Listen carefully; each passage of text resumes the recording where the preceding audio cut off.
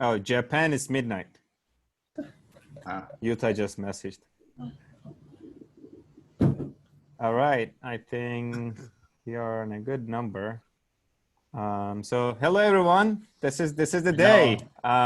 So this is the graduation day, and today we will listen 20 pitches live here, and Tim and Andy and Astra are gonna be our judges. So you guys are pitching in front of a really high class VCs. So this is gonna be awesome. So we already picked up 20, and then we will announce those 25 by 5 in a second.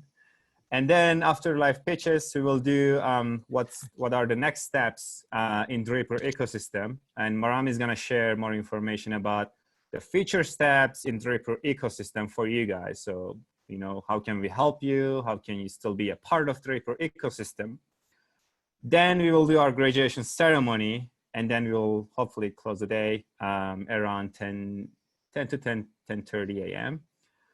It's gonna be an awesome day. With that being said, I just want to give the mic to Tim if he wants to say something before we start. Sure. This is so exciting for us. This is our second online. Well, we did some about 6 years ago, but this is our second real online program that we've ever done, and we appreciate all of you and your tolerance for this.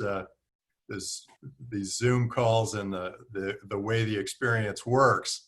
But I think Fatih and the team have done a really outstanding job putting this together. We're really excited about what we're about to see, which are the top 20 of you. And we're excited for a lot of reasons. One is we set out to create heroes here. We set out to create entrepreneurs who are going to really take the world by storm and do great things with them. And this is a great way for us to impart our mission and our drive and our excitement around what entrepreneurs do for the world, what you all will do for the world. And so I'm hoping today in these pitches to see a few things. One is a very clear description of what you do and why you do it and how it works, and then how you're going to make money. And I'm looking to see what your long-term vision is. What do you, if this works, how great is that going to be for the world? How extraordinary is this all going to be? And that's kind of what I'm going to be looking for as a judge. Beyond that, I'm hoping there's some gusto and enthusiasm in your pitches and maybe a little fun. And with that, I don't want to take too much time because I'd like to get to the pitches, and then after we're through all of this, we give you the big congratulatory graduation, and with maybe a few twists and turns there too. Anyway, you've been working as a team. This is exciting, and thanks for participating in this. Make sure that you pass it on to if you enjoyed it, pass the word on to all your friends so that we continue to provide the service. With that, Andy, do you have anything else to add? Yeah, I just want to say, this world is in a very weird place, pandemic. Definitely try to not let the crisis go to waste. A lot of people have suffered, and I think we should take this moment and just say, what can we do to make the world better and really and use this as a source of motivation and opportunity to do something great. Terrific. And Azra, anything you're going to be looking for in these pitches? Is Azra here? She is here. Oh, sorry, you're muted probably if you're talking. Maybe she's muted.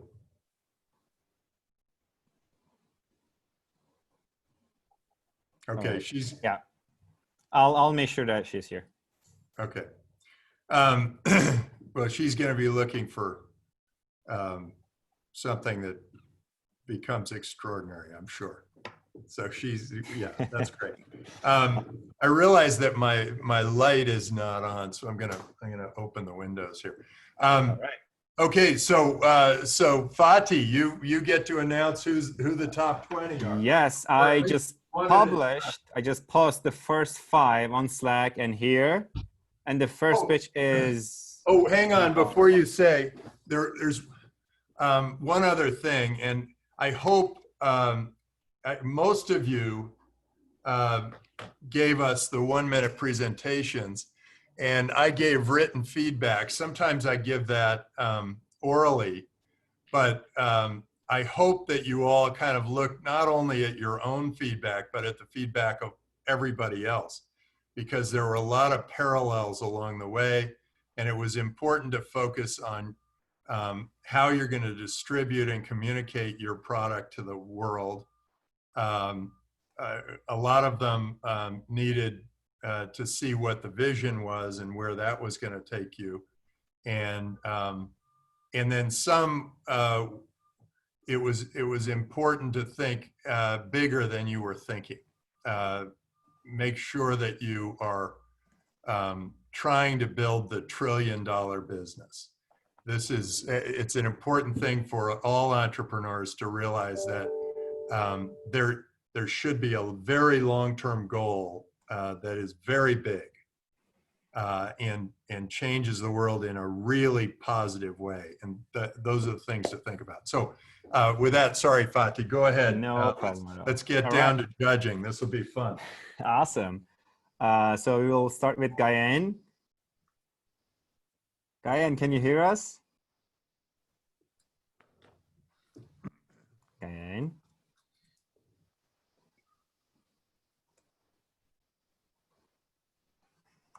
Interesting. Diane, you made it, and you're She's not here. All right. Okay, let's jump to the second. Is Hassan here? Hello, can you hear me? Awesome, we can hear you, Hassan. Do you have your deck ready with you? Yeah, I can share my All screen. right, let's do it.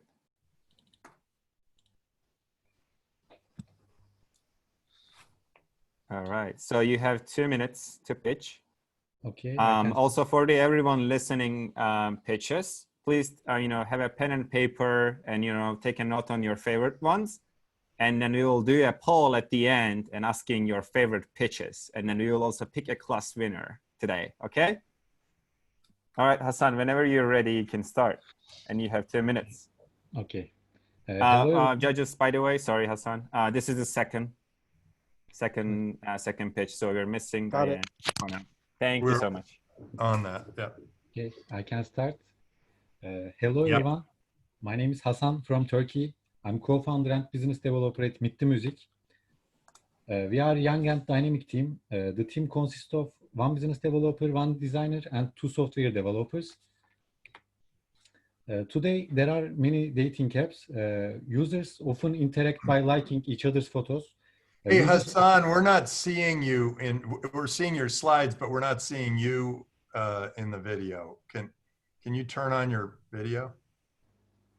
Can you see my slides?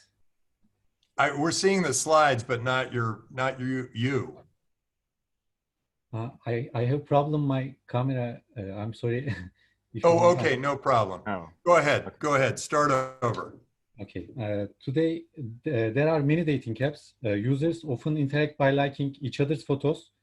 Users often complain about not being able to interact with new people due to fake accounts and interaction that starts with direct appearance. Mitti Music is an app that makes it easy and fun for you to meet new people with music, which is an important phenomenon where people can reflect their feelings and thoughts. According to the Statista's 2020 data, the dating apps market has about 196 million users. It reached levels of $2 billion. The dating apps market is expected to exceed $8.4 billion in 2024. In our competitors, usually two users can interact by liking each other's photos. Unlike competitors' photo swiping system, with Meet the Music, you can easily make friends just by listening to music. We also eliminate bias with the anonymous speech of the two sides for a while.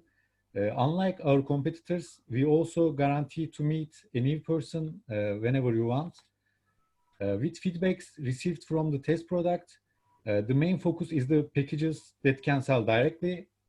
We'll have features like location, gender, and age range preference. Full version of Meet the Music was released on June, and it has reached nearly 30,000 users in 48 hours, raised up to the first place in Play Store and App Store trends in the lifestyle category in Turkey. Meet the Music has nearly 60,000 users, 240,000 matches, and 4 million messages in total. Until now, your friends recommended a song for you. From now on, songs will recommend your friends. Thanks for listening. If you want, I can tell how I can explain how to use Meet the Music shortly, maybe quickly. Terrific. Your time. Yeah. So what I'm wondering is, are people using this and then sort of dancing with each other on Zoom calls, or are they doing this because they're together and they don't want to share headphones, but they have the headphones, and then they look at each other and they kind of go, oh yeah, we're dancing, we're liking this music. Is it more like a silent disco? This is silent disco around the world, but I'm wondering how people are using it. Are they using it to be when they're physically close together, when they're on Zoom, or just weirdly remotely from each other? Actually, you start to listen a song from Spotify and start searching for matches. Actually, not physically. When you start searching the song, you listen to appears in Discover in app. In Discover, you can see the songs that are currently listened to in the app. You don't see the name or photo of the person listening to the song. After matched, you talk to your match anonymously for a while. You can send a profile invitation and open profiles whenever you want. That's it.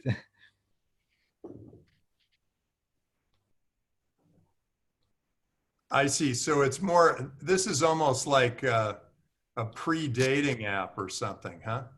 Yes. It's more of like a way to get to know somebody.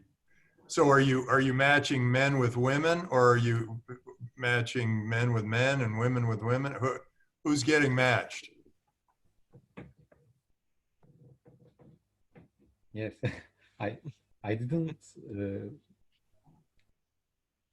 listen. I'm sorry. I can't hear.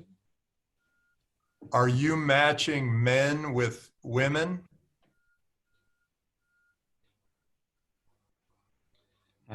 You can match whoever you want. We have a filter now in Discover, so you can see just only women listening right now. Yeah. Okay. All right. And it's growing very quickly. So yeah, thank you. This is terrific. Thanks. Hey, Hassan, I have a quick question. I am very curious if the matches are based on music. Have you seen successful results from your members boyfriend, girlfriend, people getting married? Have you seen the actual dating results? Not now. Maybe after we we That's can okay. go. Yeah. I'm sorry. Okay. I'm invited. So, ama not now. Yeah, right Okay. now. You keep us posted. Yes. Okay. All right. Thank you, Hassan. And is Gayan here? I think she's here, but she's had a problem. All right. Let's Yes. give her. Hello. Oh, you're finally, Gayan. All right. Let's do it. Are you ready? Hey. Yes. Awesome. All Yes. right, you can share your screen with us. Okay.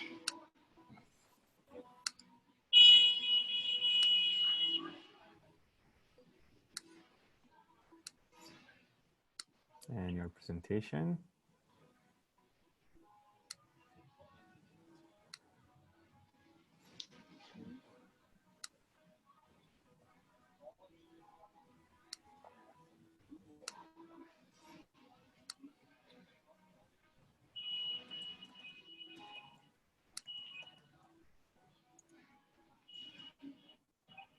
Can I start? Yes. You have 2 Hello, minutes. everybody. Hi. I do believe that our job is not to create content. Our job is to help people who consume it. 60% of marketers writes one piece of content each day, and 39% of marketing budget is spent on content writing. My name is Gaia Nen. I'm a CEO at Content Bot, which is an AI-powered content generator to generate fresh and unique content for the people who want to manage their own social media accounts, like business owners, and for social media marketing specialists, and also for content writer. It's already 5 years that I've been working as a social media marketing specialist, and during these years of my work experience, I found out that the content is the key element which I added to level up businesses, to improve engagement, and to also get conversions. So our content bot will create unique content. It will learn about your company culture, your writing style, and the writing format, and will produce unique content. And how to make sure that it will be unique, the keywords, and also the top rated content, for example, on Reddit. Also, it will produce different content for LinkedIn, for Instagram, and for Twitter. So my team members are Ali, who is a CTO and CEO at one of the software development leading companies in Armenia. And Vache is our front-end developer who has 4+ years of experience. And also Vazgen is our AI specialist, who is also a startup co-founder. Thank you so much. Wrap it up real quick. So the content that you generate, is it based on existing content? So like you put up a Medium article and then you repurpose that in a lot of different ways on Twitter. Is that the idea? Yes, we will use GPT-3, Elon Musk OpenAI new version, which works based on Reddit content, and we know Reddit is both educational and also awesome platform, which has a huge base of content. So it will help us to have different types of content based on Reddit. I see. So you're taking Reddit content and putting it on Twitter, Facebook, Instagram. Is that right? And yes, it's people searching with keywords, for example, 10 keywords. And with this keyword, our bot generates 3 unique versions of content. And this content can be formal, neutral. It's based on the company writing style. If I want to write a friendly content, the company will train the bot to create a content like friendly content. And also we will make sure that it is top-rated content. The content, for example, Boost Sumo, we can use the Boost Sumo, which can show us the top-rated content on Facebook for this week. I see. So this is a little bit of a search engine for content, isn't it? Yes, there's the search engine of other platforms. Yes, will help our bot to find relevant information for Who is your customer? Is your customer the content creator or the content user? Our main targets are business owners who want to manage their own social media account. And I did surveys and I found out that lots of business owners want to create their own content, but they don't get it over in a great way. And also, for example, me, I'm a social media marketing specialist, and I do believe that content is king. And for me, it's a great tool, and also for content writers and copywriters, and also due to our survey research, human resources specialists also generating content for their recruiting purposes. And the business model is a SaaS business model with the client? Yes, SaaS business model, B2B segment. All right. Any other questions? Andy, you have a question? Yeah. So who made the technology? Are you the engineer who coded the technology, or do you have a business partner? Yes, my business partner is my company, which I'm working in, which is a software development company. And we work with customers who are international, different markets. And I have great experience also creating software products. For example, I'm creating software platforms for my clients. And our company will contribute to this project. Okay, thank you. Thank you. Awesome. Thank you, Ryan. All right, next up is Oscar. I knew that. That's why I was doing jumping jacks. It's like, okay. Awesome. I loved it. Let's All right.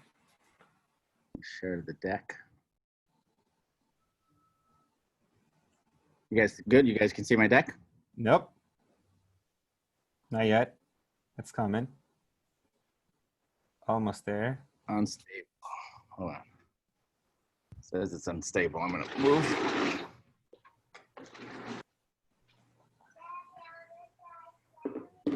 Okay, Mama. Yeah, now we can see. Daddy's talking, Mr. Draper. Okay. I'm doing daddy daycare today, so forgive me. All right, let's just start. Okay, how do we give access and inclusion to the unbanked? And how do we get 140 LOIs with 16 companies on the system, 200,000 potential reach, 5,000 people onboarded, issuing in 160 countries? We are tackling the unbanked problem. 10% of the world is unbanked. That's 1.7 billion people. And when you look at the countries that are most affected, the United States has 69 million unbanked, which is $2 trillion estimated that is not in the banking system. 84 million people in Mexico and over 500 million people in Latin America. Our approach is we build a program, a system, a platform that actually gives the employers the ability to become their own fintech. We give them the ability to pick and choose what kind of products they want, which is issuing of cards, mass payout, QR code payments, bill payment, a plethora of products. They pick and choose The system will then create their customized version of our mobile app, along with a web banking portal for their users and an admin section where they can control everything. By doing that, we provide inclusion into the world. I am a son of a migrant. I know the pain of this. When we were pickers, strawberry pickers in Salinas, my mom would die if she had her name on just a Visa card, which is very important. That's dignity. So we actually partner up with our company partners and we revenue share with them, and we track all the activity that our users do in our blockchain, which utilizes our utility token, that now, because of something Tim Draper said to me many months ago, we can airdrop to migrants and refugees. So they are actually the custodians of the utility token that registers transactions in our blockchain. We are targeting 5 major industries, from the service industries to the gig economy to multi-level marketing companies, temp staffing agencies, and NGOs. And as I said before, we revenue share with them on all transactions, where it's debit card, loading, unloading, cross-border and remittance. Our team is highly experienced, with my co-founder CEO having over 10 years experience in banking, our CTO and his team having over 20 years experience in building mobile apps. And we've done this before. This is us 7 years ago, where we onboarded, we were running a sales team of over 15,000 people. This is actually me here with Visa, MasterCard, and a bunch of others. Mitt Romney was there. And we've done talks on financial inclusion. We've won competitions. But more importantly for us is that, you know, our economics are showing that we can beat these numbers even with COVID. We've already done over 400,000. Projected was 252,000 in 2020. So and it's actually time. Let's wrap it up with a couple sentences. And we are now using that growth to actually impact the world by banking the refugees and the migrants, airdropping our utility tokens so they can share into the wealth that's generated with this digital banking system. We are Ooh La La, and we empower you. So great. Thanks, Oscar. That was terrific. So tell me how, 2 things. Why the token? Why do you need your token? And why is that important? And then second, how are you guys regulated as a bank? Or do you give the banking, if you're giving the banking ability to bank to all the corporates, then don't you need to be regulated yourself? So the first one, we created a utility token so we can actually register the transactions on our blockchain. And what happens is that gives us an immutable record of obviously their total activity, so we can in the future give micro loans by mitigating the risk to those lenders. So the whole goal is a risk reward system. I used to be an executive. So you're thinking the whole economy here is using your tokens. Correct. Yes, and registering those activities. No fiat anywhere. With no fiat. With no fiat tokens, just your tokens, right? Right. So the tokens are not a monetary thing. They're a recording mechanism. So I think Visa, MasterCard gives you a token to actually access the Visa network, but that token is a security token by the banks. We just did it where instead of the banks holding the security token to access the network, the users are the token holders are the mechanism to access our network. And we buy those back at 25 cents per transaction. That was one. But second, the banking regulation side of it, the risk is done by our partners. Right now, we partner up with Bancorp. They can issue in 160 countries the Visa card. And now we have another bank that actually, thanks to being in Draper University, we got our leverage and our negotiations better. We will roll out with our own consumer program in the next 60 days. So that way we can go directly to consumers. And we will actually be the program manager there where we do the compliance. So we still do have to do KYB, but we work with our banking partners so they're the regulated arm and they take that risk for us. that answer your question? Yeah. Yeah.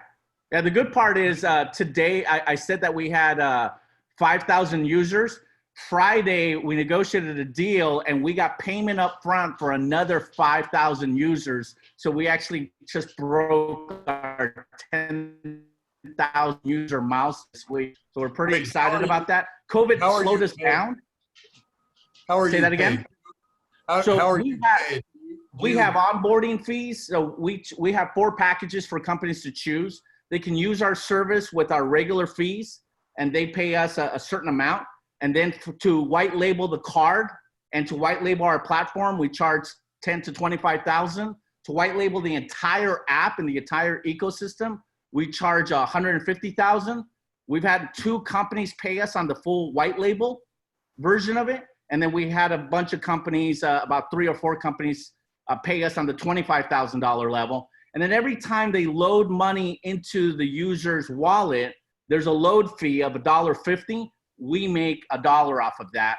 And are you expecting to also make, is there going to be value in the tokens, or is that just a service? Yeah, we believe that the values obviously grows the more users. So we know that the average user is going to need between 5 to 20 tokens, depending on what they're doing, right? Utility bills, swipes, things like that. So there's going to be a liquidation effect the more users we have. And we've estimated that 50,000 users starts getting us some great volatility. Is there going to be can you go beyond the unbanked to the banked? Yes. I mean, what we've noticed is could that potentially ever happen? Yeah, it's already happened. So out of the 10,000 users, 40–50% of them are banked, but they're choosing to use our system because the partners that we have is telling people, we're going to pay you with Oola and that's it. So money at least comes in, and if they want to move it to their bank account, that's okay. But usually what happens is we notice that a user is sending money to another sales rep. So 2 sales reps, think about the multi-level marketing industry, right? Your Mary Kay's. They get paid. All of a sudden, they go to another rep and they say, hey, I want to buy that lipstick from you. They QR code each other. So there's a lot of activity that we're now seeing between user and user, not just company to user. Great. Awesome. And do you have questions? Yeah, I have a quick one. So how is the volatility of your token's value compared to fiat? Because at some point, a user or employee gets money, they have to say, go to the supermarket and buy stuff. Right. So one of the things that we don't do, right, we can't register everything and use a token because of the price of the token. If you're buying something for $1, when we're buying a token back at 20 cents, it doesn't work. So the Visa transactions, the card transactions, we use the utility token to show that you moved money from your wallet to your Visa card. And then on the credit side of things, we're letting you buy additional utility tokens so you can lower your transaction costs on remittances or bill pay. So there's 90% of the activities are tracked on the blockchain, but there's that one example on the swipes. We can't track that because it'll add too much cost to that. Okay. Right? Yeah, and one of the biggest issue of this is us doing, when COVID is done, giving people the ability where they can act as loading locations, where they can become ATMs, right? They can charge whatever an ATM would charge. We load them on our ecosystem, and we can match people to people, and we can show them businesses are partnering up with us to load money, and we can show them regular ATMs as well. That's going to be phase 2, but after COVID. Awesome. All right. Thank you so much, Oscar. Thank you, guys. Really appreciate it. Next up, we have Ali. All right. Okay. Let me just Awesome. share my I can screen. see you. All right. No. Do you guys see my screen? Not yet. Okay. You're about to, and yes, we can see your screen. All right. Okay. Let's do this. So more than $50 billion worth of cryptocurrency on average is being traded every single day. The volatility of crypto markets has resulted in insane profits for some and financial devastation for many. Being an early adopter, I thought I could make a lot of money day trading, and I did, until my emotions got the better of me. The fear of missing out, or fear, uncertainty, doubt when investing in any kind of an altcoin, those took away my profits. This led to a new thought process. What if I could take the psychological element out of trading? What if I could trade without being a victim of my own emotions? According to a JP Morgan report, 80% of all stock market trades are through algorithms. We figured, why not apply that to crypto? And that's the origin of our project back in 2017. Hi, I'm Ali, the founder of Autonia Foundation. Our solution allows you to set parameters for potential trades, allocate capital, and open or close positions all while you sleep or watch TV. Our vision is to build a prosperous community around algorithmic trading. And we do this by democratizing access to AI-powered automated trading tools and infrastructure. We service the professional and average traders, enhancing their performance and allowing the amateur to copy other traders or hire them, all through a decentralized smart contract-powered marketplace. The wealth disparity is increasing at an alarming rate, with numerous studies stating that the top 1% hold wealth equal to that of the bottom 80%. There is an absolute urgency to address this inequality, and we believe we can make a significant contribution in changing the status quo. So that's me. I'm just gonna skip through this. So we launched our product back in 2017. We raised $55,000, and we launched 3 products essentially: a trading terminal where you can automate your trading strategies, a market maker, and a decentralized exchange. A thing worth noting is that our investors that invested in the ICO, they made 40 times their investment. We had a market cap of over $50 million. A lot of that is obviously associated with the Bitcoin bull run, but a lot of that was also associated with the dedication and the products that we delivered, even though we did not raise a lot of money. Our key partnerships include Singularity Net, which is a leading decentralized AI company, and a leading exchange called KuCoin. Wrap it up, Ali. With these partnerships, we're poised to dominate the DeFi space in the long run. We have a proven track record. We made 40 times the investment that our investors made in us. Yes, so today I offer you the opportunity to become a part of this journey, because I believe that this project is destined for success. Thank you. So are you concerned that that this, as more people use it, the returns will go down? Actually, the more people use it, I'm sorry, please finish the question. Yeah, doesn't this commoditize over time? And then isn't it true that these algorithms are good for a little while, and then people can beat the algorithm, because if everybody's going one way, you're better off going the other way? That's right. How are you thinking about this long term? I see the short term benefit. I don't see the long term. Right. So there's 2 aspects to it. First of all, the marketplace allows a lot of different traders to offer their portfolio management services or their strategies. Basically, anybody else can buy. In the long run, our idea is to introduce a concept called algo sharing, where we've introduced something called profitability half-life. So I'm a doctor I just graduated, and that's where this idea of profitability half-life came to us, that we assign profitability to certain trading strategies, and when they become non-profitable, or when they're about to become non-profitable, the AI essentially stops those trades. So this algo sharing idea allows, at any point, if there are hundreds of traders and hundreds or thousands of different trading strategies, there will always be a trading strategy that will be profitable. So the ultimate goal for us, which goes completely against conventional wisdom, is to create a zero-loss ecosystem.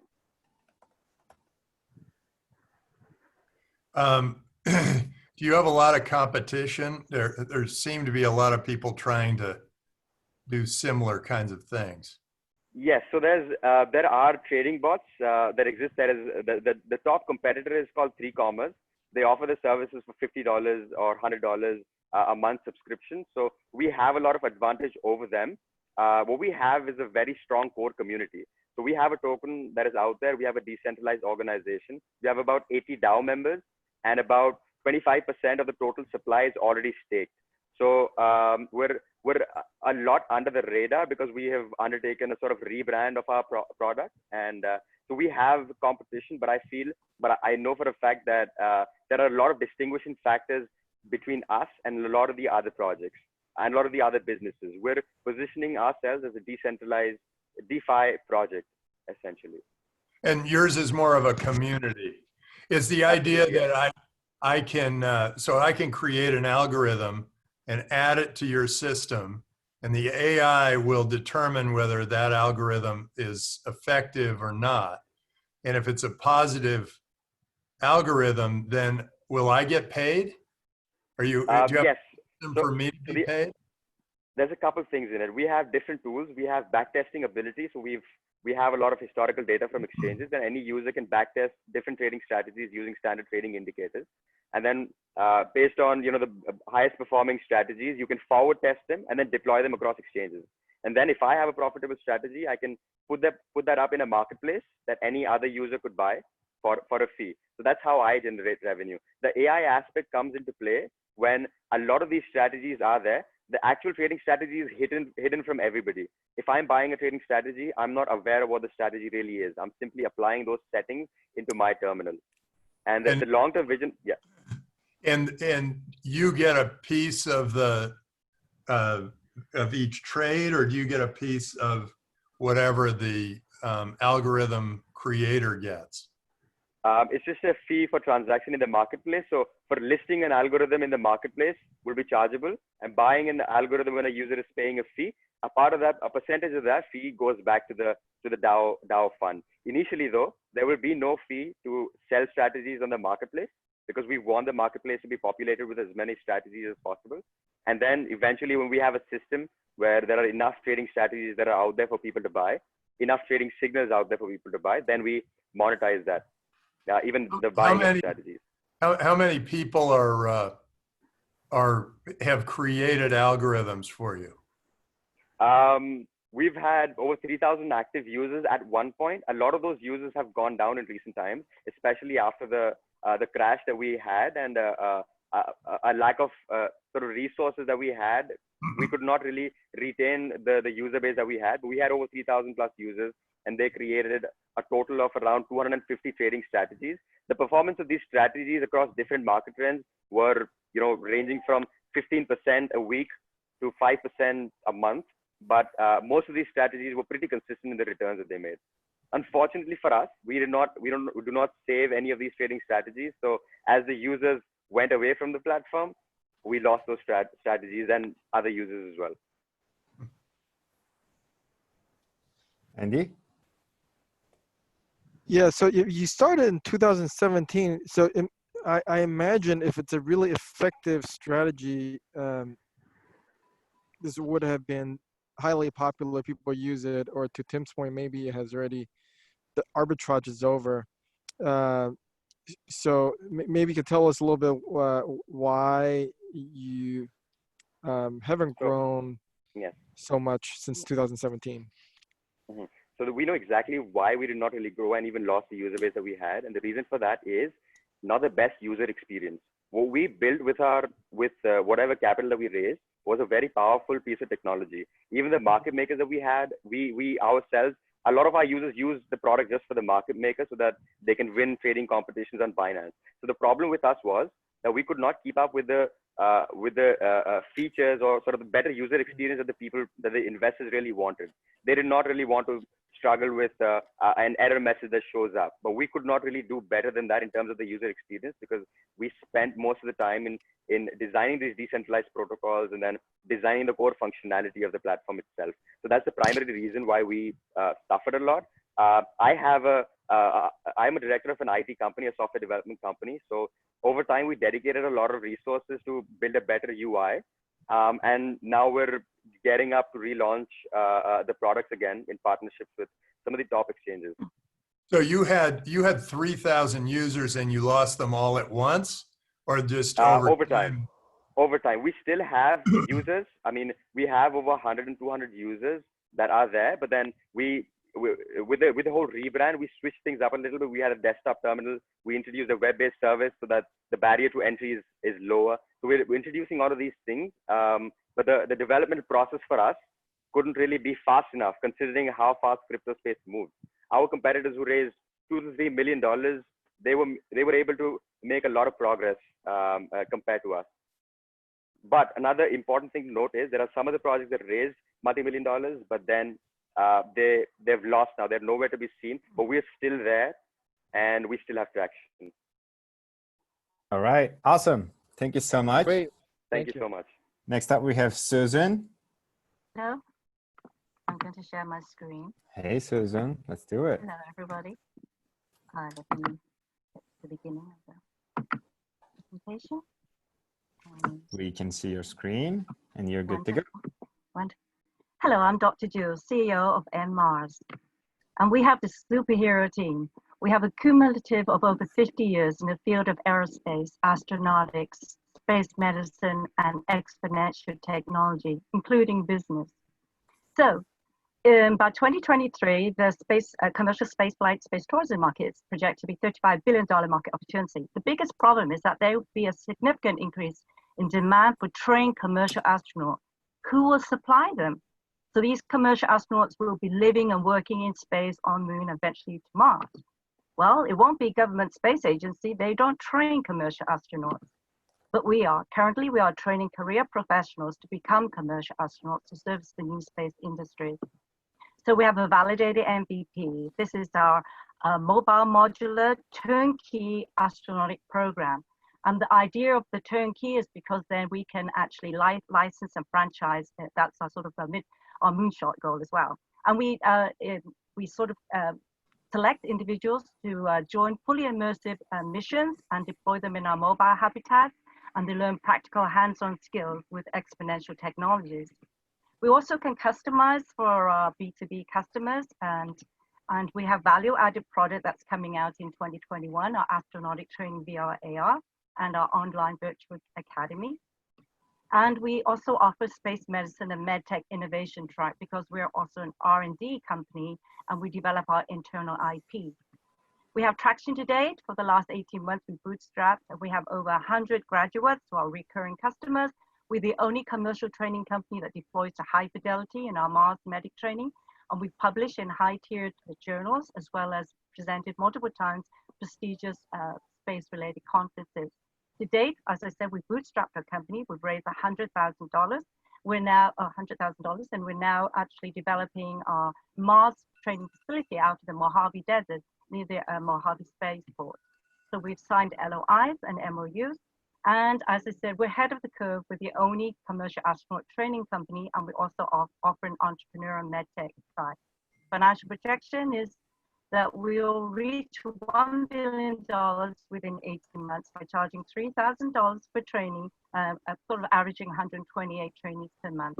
So we're asking a funding of $1 million to finish our training facility at Mojave, and also to start salary, staffing, and payroll. Thank you so much. We're the heroes who dare to dream. We're on Mars, and we make dreams come true. I'm Dr. Jewel.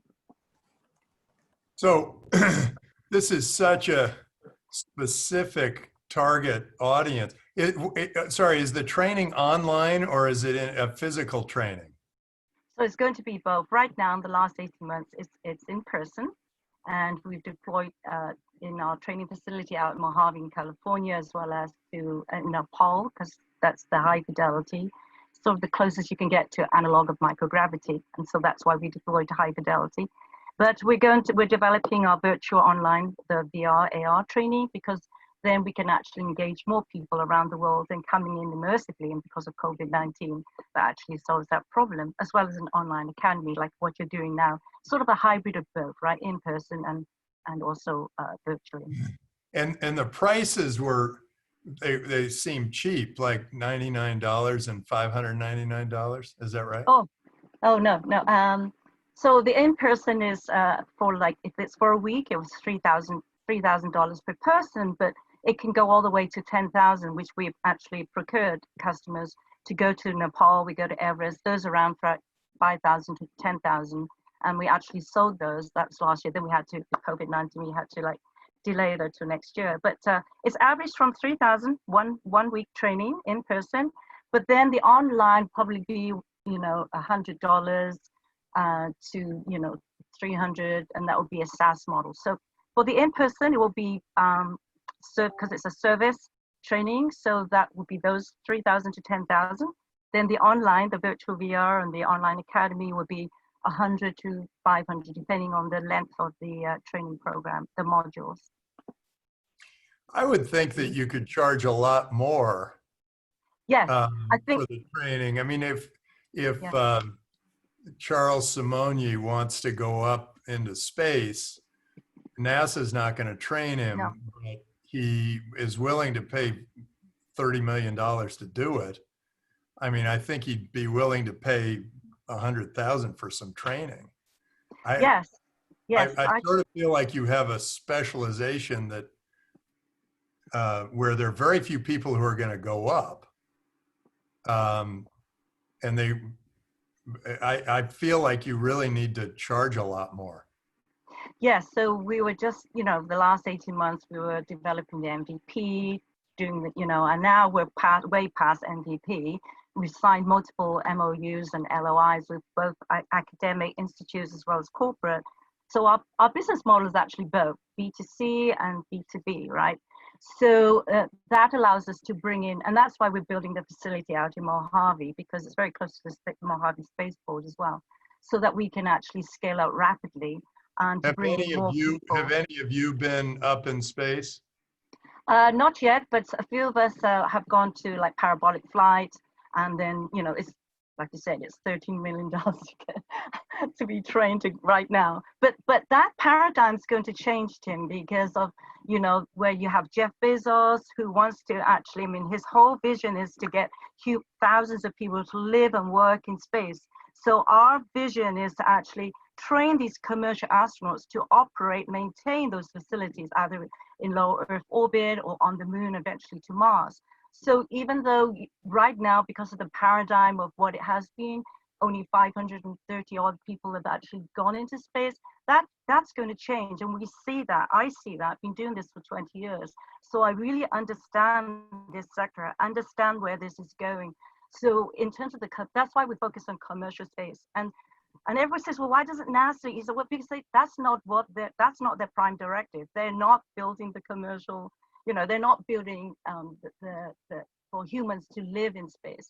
They're building the technology to enable that. But that's where we're coming in, and that market will change by 2023, 2024. We will go back to the moon for good, and people are going to be living in it. These are going to be trained commercial astronauts going to monitor, maintain, operate those facilities. So that's what we're doing. We're ahead of the curve because we see that's going to be a huge industry on board, space industry that's going to need trained astronauts, commercial astronauts, to be able to actually deploy their technology and test it out there. And they're not going to send their employees, or if they do, we'll train them. We'll come to you and say, hey, come on, we're already doing it. Let's come to you. That's what we want to do. Go to Jeff Bezos. Susan, what's the barrier to entry if Fatih and I want to start a company just like yours? What does it take? Well, first of all, I've been in this industry training in astronautics, aerospace, and space medicine for nearly 30 years. So it's really it's what Tim said. It's so specialized. You've got to really have that deep expertise, that knowledge and skill. And it's not that easy to just replicate this. It's really, really difficult. And even though this company, and actually we just changed the name recently, it's 2 years, 18 months. I've been doing this for nearly 10 years, right? We transformed, we evolved, we kept having to change, and the technology. But by the way, also, I need to emphasize that we're an art research institute as well. So when you come in, and that's one of the biggest differentiators, that we actually focus on exponential technology. So another big revenue, I think this is the biggest revenue for us, is our internal IP that we develop. And then the individuals that come in and train, they actually get hands-on training with exponential technologies, right? So that's where we feel we're ahead of the curve, but we're very different from anything that's out there right now. And so Great. that's where it's very difficult Awesome. for answering Great. your question. All right. Thank you, Susan. Great, Thank thank you you. so much. Thank you so much. All right. Next up, we have Zwidi. This was Hey. actually my hackathon project when I was a student at Draper University. Yeah. All right, Zwidi. Hey guys. Oh, sorry. It's okay. My screen is, can I share it on my laptop? Tell me if you guys can. I think I'm connected by 2 devices. We can see you and hear you well. Okay, let me share my screen. Yeah. If not, I can share your presentation as well. Yeah, if you can do that, that'll be greatly appreciated. Yep. Patty, thank you. Let's do it. Okay, great. Okay, let me. Hope everyone is well, by the way, and having a good day. Awesome. All right. So we start. Share. Woohoo. Okay, Yeah. great. Okay, great. So we are Luhu, and we are taking on the massive task of reshaping how we communicate via social networking technology. Can proceed to slide 2. Luhu means let us help you. It's a resource sharing application to where people can connect and communicate effectively utilizing the power of their network. Go ahead. Proceed to next screen. The psychology behind Luhu came about back in 2018 when I noticed there was a drastic, a lot of roadblocks essentially when connecting and communicating through current social networking platforms, whether they be Instagram, Facebook. There are a lot of roadblocks, especially when asking for favors and how the end user, the end individual receives these messages on this communication. So this is where we came about with Luhu, essentially to streamline communication from first partner to end user, utilizing a technology now that bypasses those awkward barriers of you having to ask for a favor from someone who you are connected to. And this came about, for example, if you go back 20 years and you ask for a friend for a Facebook and message a friend on Facebook and ask for a favor, they might instantly think, hey, I haven't spoken this way in 10 years or 15 years. Why is he messaging me now only for a favor? That is the psychology that was happening. So Luhu aims to add trust to the social network and resource sharing space to where you can connect for resources in your network as opposed to just with random strangers, which dominates the current model of the shared economy through platforms such as Uber, Airbnb, and all of they. Can proceed. Why Luhu? Essentially, again, the solution, it's a matchmaking algorithm system that allows people to connect in their network for offers and resources. We have a fantastic team. Myself as founder, Zwede Hewitt. I'm a former national athlete, Baylor University All-American, brought on board as CTO and co-founder Ken Roy George, who is actually a full stack developer, who is in the process of building out the application. Can move forward. Can skip that. Essentially here we have a couple of our main features that indicates how the platform is going to work, from the login to also the offerings that you are offering to your particular network. And we have a utility token that's similar from the LinkedIn model, is used to unlock different tiers of connections that are not directly connected to you. So second tier connections, third tier connections. Proceed. All right, let's wrap it up with a couple of more sentences. Yeah. Maybe investment? Yeah. Okay. Okay, maybe. Yeah, investment. So we are currently raising a 250K round via convertible notes. We are bootstrapped to this point. However, we have been featured on a couple, one investment regional TV show. It's called Planting Seeds. It features a panel of high impact individuals who are investors in the Caribbean region. It's a regional TV show, and we were able to raise offers. We are inviting partnerships now to essentially launch and scale. So how does the money go? Do they like if I do a favor, and favors are not equal. No. If I do a favor for somebody and then they do a huge favor for me, I don't think if I did a small favor and they did a huge favor, I would feel like I owed them, or at least somehow the network needs to pay them something. Definitely. Do you have Okay. a way of managing that? And are people paid for their favors? Yes. So research has proven that billions of dollars worth of transactions takes place currently off of transactional platforms such as WhatsApp. So what would happen is people, they connect for a particular business transaction and they might pay cash. So in our system, you have the option, of course, you can take the payment mechanism or reward system off of the platform. So you can maybe pay via PayPal, you could pay via cash depending on what the service is. But what we are fostering is the ability for you to communicate with someone who is offering what you're seeking.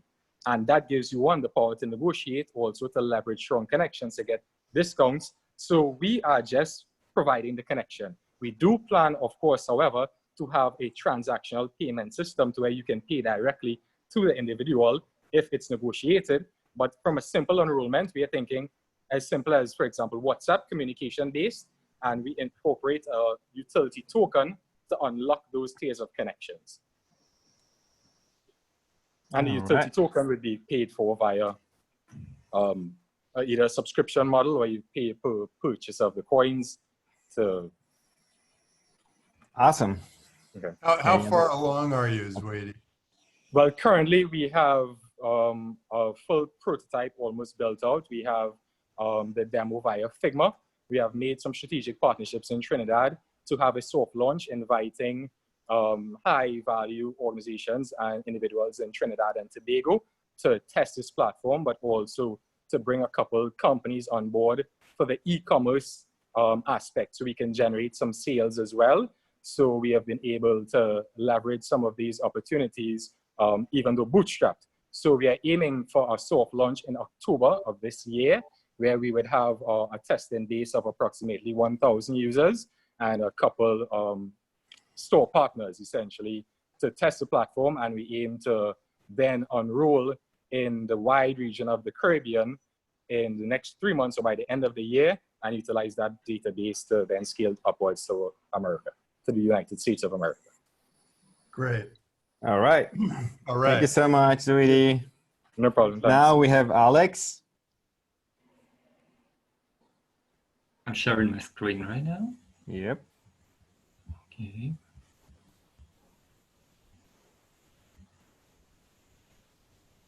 That's working. Hi, everybody. Hi, Tim. Hi, Andy. You always heard that you cannot be everywhere at once. Well, that's not true. With Restream, you actually can. Restream allows you to stream your live video through multiple platforms at once. So you don't need to choose a single platform to stream on or worry about how professional your video looks. With Restream, you are on Twitch, Facebook, YouTube, 30 platforms at once. You may stream with your browser or with your favorite streaming software. How does this work actually? Well, your video is sent to our cloud, like server, and then it's duplicated and sent to your connected channels. We've done a tremendous job partnering with social platforms like LinkedIn or Facebook and integrating ourselves into favorite streaming software like OBS. Restream is really global. We have customers from 177 countries. And market is rather competitive, but Restream has it all, from streaming live from browser to streaming pre-recorded videos. And we all know live streaming is a growing market where you can get your 100% boost in a year. So here we came with our freemium SaaS business model. You can use us for free or subscribe to get fruitful benefits. Within the last 2 years, we doubled the number of our users from 1 to 2 million. And speaking of users, there are different verticals like brands, musicians, religious organizations, you name it. And all of them value maximum exposure, like sales boost and reliable services of Restream. And especially it would be much harder without our seed investment in 2018. So we are keep on going and adding more features, adding more specific platforms, and targeting new markets. Restream was built 5 years ago by Andrew and Alex, and now this is an amazing team of 45 individuals. My name is Alex, and I'm a product analyst. Let's talk if you want to make this magic together with Restream. Thank you. Thanks, Alex. Do you have revenue? Or We do. What's your revenue? Oh, I'm afraid I cannot share it publicly right now, but I'm ready to share it like with you personally. Is it more than 100,000 in a month? It is. Great. Great. We might be a customer. We have a lot of content. We can easily become a customer. Great. So we will be happy to have you on board. We were doing a Twitch show, and didn't get the reach that we wanted. But Twitch said they'd put us on their main carousel. But it might end up being something that I imagine a lot of streamers are going to want to do this. Do you also record it so that they can tweet it out later or that kind of thing? Or is it only for streaming? Actually, you can do different stuff. You can stream live, like as I speak, I'm streaming to Facebook or whatever. Actually, you can do your pre-recorded videos, like a lot of churches like to record or have their videos of their worship sessions, and then they put it live. And actually, we are adding our next feature that allows you to record your streams so you can store it for some time and then reiterate it or for repurposing stuff or making some. When you restream these videos, are you branding? It depends. If you stream through your streaming software like OBS, like Streamlabs, we are not branding. But if you're going for free with your browser, there is a like small watermark powered by Restream, but you can remove it by paying for a premium and professional plan. But people can click on a link and go to Restream to sign up for themselves. Actually, this watermark is not clickable. It's just like an image, but they understand, okay, this is how it's working. I need to Google Restream and here we come. Actually, a lot of the huge chunk of our market is generated by direct traffic and search engine traffic. Where do people find out about you? Is it from watching somebody else's video, or is it from? We have a quite a solid brand among gamers. We are number one, I would say, and the majority of them are just like finding out. Okay, I've seen somebody's using Restream, so I'm gonna check it, and somebody advised to use Restream. We do a lot of ads. We do a lot of partnerships. We do a lot of co-promotions. We partnered with AppSumo, with Placeit, with Typeform. So we do all this stuff. But the majority of those users are like intentionally look through the Google and find us. Awesome. All right. Any other questions? Thank you. Good. Thank you, Alex. Thank you. Now we have Billy.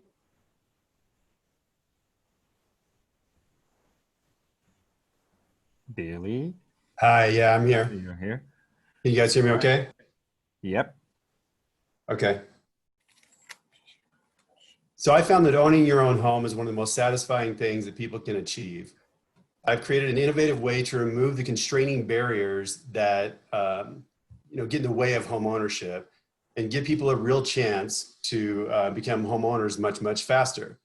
Billy, you have a deck? I'm sorry to interrupt. I do, yeah. We can't see your deck. Okay.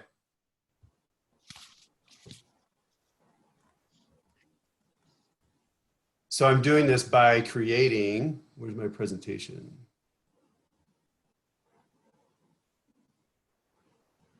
slideshow. There we Yep, go. beginning. Awesome. Oh, I have to turn off one of my screens. Yep. Let me try. Okay, is that better? Yep, Looks way great. better. Oh, I lost the microphone. Okay, let's start.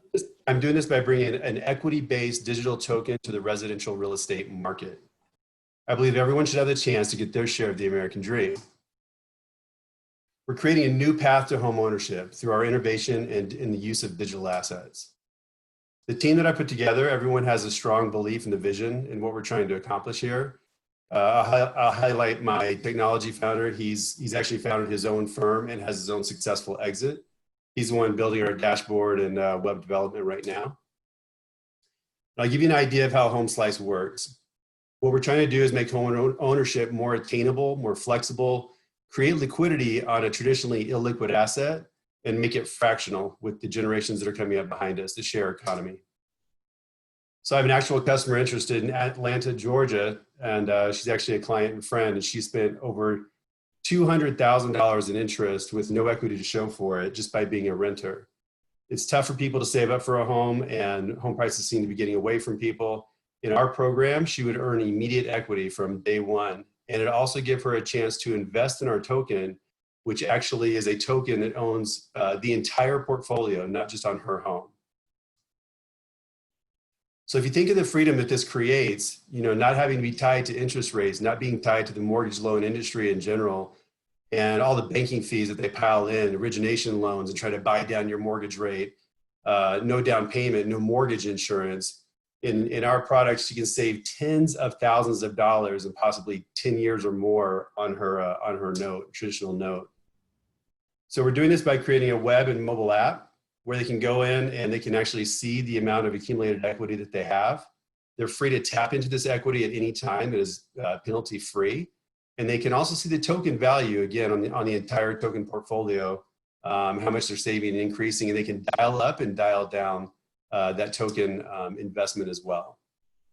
So the way we make money is by building a premium into the sale price of the home. There's a huge buffer there because of the interest that a 30-year mortgage can pile up. People think they're getting a 3 or 4% rate, and actually on the amortization schedule, they're getting more like a 40 or 60% loan if you look at the true amount of interest that they're paying over time. As we own the real assets, there's appreciation of the real estate itself if people come in and out of the homes. There's sales of the tokens, and of course, there's rental income. So we were raising $700,000 in seed capital. The lion's share of this goes into token registration and minting and for the development of the technology platform. And then we're just looking to prove and refine our workflows and how the system of payments flow through. Be happy to answer any questions. My concern is about competition. I think I've seen 30 or 40 companies that are doing similar things where they're tokenizing ownership. How are you different? How are you going to separate yourself from the pack? So number one, we're 3 steps ahead of them. Everyone that's doing this is trying to do it on one piece of property, or they're trying to sell it one token at a time. We're creating our own ecosystem of homeowners that token would reflect the entire portfolio of homes, not just their own. And everyone that's in sort of the rent to own market, they're still trying to do it with the old model of hanging in there with the way the rent to own market works. So they have a moving, increasing rental. Their math is horrible to the customer. It's absolutely horrible. We'll destroy them in every way. Oh, wait a second. So the owner, sorry, I missed that. The owner, the person who buys this token is a piece owner in all of the other properties? Yes, it's So their own home. a diversified portfolio of real estate. Of residential real estate. Yeah. Right, which right now in COVID, I would not be investing in commercial or REITs, guaranteeing a percent. I mean, everyone's being pushed into their homes, right? Into smart homes. I see you in your home office and I see Andy on his deck. So this woman would, pushed, right? this woman would have paid for all that rent, but she would also be an owner in a bunch of other pieces of residential real estate. Exactly. And she doesn't own an extra piece of her own property. She does. So her rent, she's paying off her own equity fast, but she also has the ability to invest in that token in our, our home slice group of buyers, our portfolio, everyone's in it together. Buy directly into her own house, or she can buy into the whole. Both. Yes. Yes. All right. Andy? How does the low interest rate environment affect this market? So I think low interest rate helps people that are traditionally focused on that model, right? I mean, they think that's a good thing. But again, if you can't come up with at least 20% on your home, you're going to be paying PMI, you're going to be paying all the penalties. So low interest rate is great, but I believe in hard assets. I believe we're getting back to basics here with COVID, and giving people a chance to own their home outright is a huge wealth creator, right? Not just the investment in the tokens, which I'm actually creating liquidity for our own token by every month putting buyers into the token, right? That's the biggest problem with secondary token trading right now. Either no one has access to the platform, or they don't understand it, or there's zero liquidity, even the best ones. So I'm actually pushing liquidity to us, to our own token. And then, low interest rate environment, I mean, you're still going to pay a ton of interest over time that I'm going to kill. Still take 10 years off your mortgage. Thank you so much, Billy. Now we have Ali. Hi, everyone. Hey, Ali. I'm trying to share my screen. Let's do it.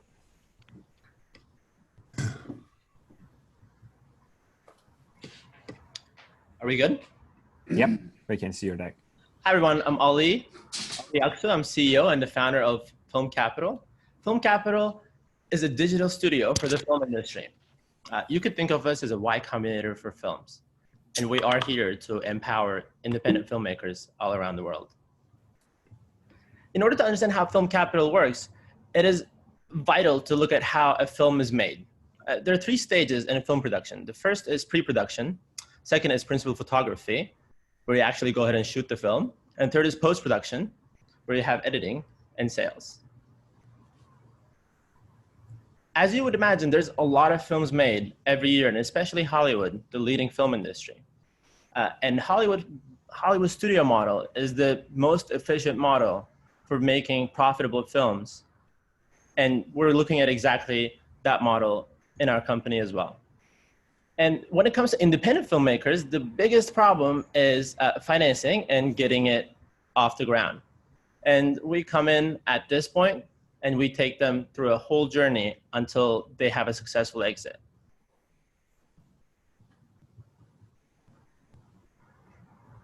Oh, sorry.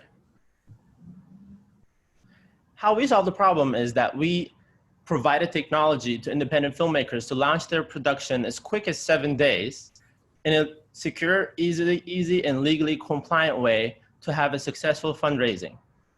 And after that, we come in as their on-demand executive producers to be able to provide everything they need to maximize the potential of their production, whether it be creative means or profit-wise. How we make money is as follows. During pre-production, we charge a retainer fee, which is affordable by independent filmmakers. And during principal photography, we charge our major fee, which is executive producer fee. And depending on the budget of the film, this goes up or down. From the post-production, we have an upside between 5 to 12% on each film. So we make profit when the film has an exit. And the exit for the films is, compared to startups, a little bit shorter. Startups considered as 7 to 9 years exit. Films are about 12 to 18 months. And this is our amazing team. Me and Larry's my mentor for the past 7 years in the film industry, and he started E-Network, the first cable network in the United States. And now he and I worked on a company called Mitan Global based in China to produce content for Chinese audience. And we started this platform to basically leverage what we have, the model, to help out independent filmmakers. We have really awesome partners as well. Azimut Prefer is a hedge fund based in Istanbul. Metan is our distribution and production partner North Capital is our due diligence and escrow partner. SU is our technology partner, and Streamline Global is our funding partner for the films that we have on our platform to make sure that they're funded. So tell me, do you, people subscribe to you and they say, here, I have a script, or I have a script and some actors, Yeah. or I have a script and some actors and some money? What is it that you are, do you do the whole thing? If I come to you and I say, hey, I've got a script, you produce the whole thing, you build the movie, find the actors, find the directors, you do it all? Actually, we have on our main page, and let me share this one.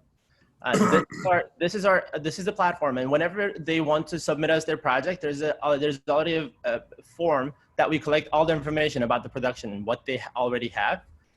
And usually they come in with the talent attached, they come in with the business plan attached, because we vet these projects. We receive a lot of projects every day, and we make sure to vet the producers first, make sure that they are able to deliver the production looking at their background. And you know, if they need help with casting, yeah, we do have in-house casting directors. We do have location people. We do have line producers. In that sense, yes, we provide a 360 support. If they're good, why wouldn't they go to the studios? Studios never. It doesn't really, you know, in the film industry, if you submit to project to Netflix, they have actually a warning on their website. If unsolicited projects actually get red flagged. So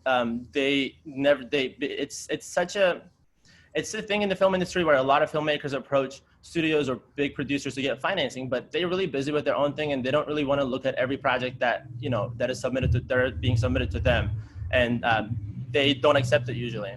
I did have a successful exit with a studio, but you know, everyone in the industry, that was actually my first film, and it was acquired. It was a bidding war between 3 major studios, and it ended up being acquired by Universal Studios. But after I got the exit, and that was a really good exit in terms of profit, everybody told me, Ali, this is so rare in the film industry that a studio actually approaches someone or like, you know, acquires a film right away. But, you know, and I know, and that's when I realized that, you know, all the other independent filmmakers in the really beginning of my career, that, you know, they don't get the opportunity. And then how about on distribution? Are you going to create your own distribution, or are you going to resell it to Netflix? What are you going to do?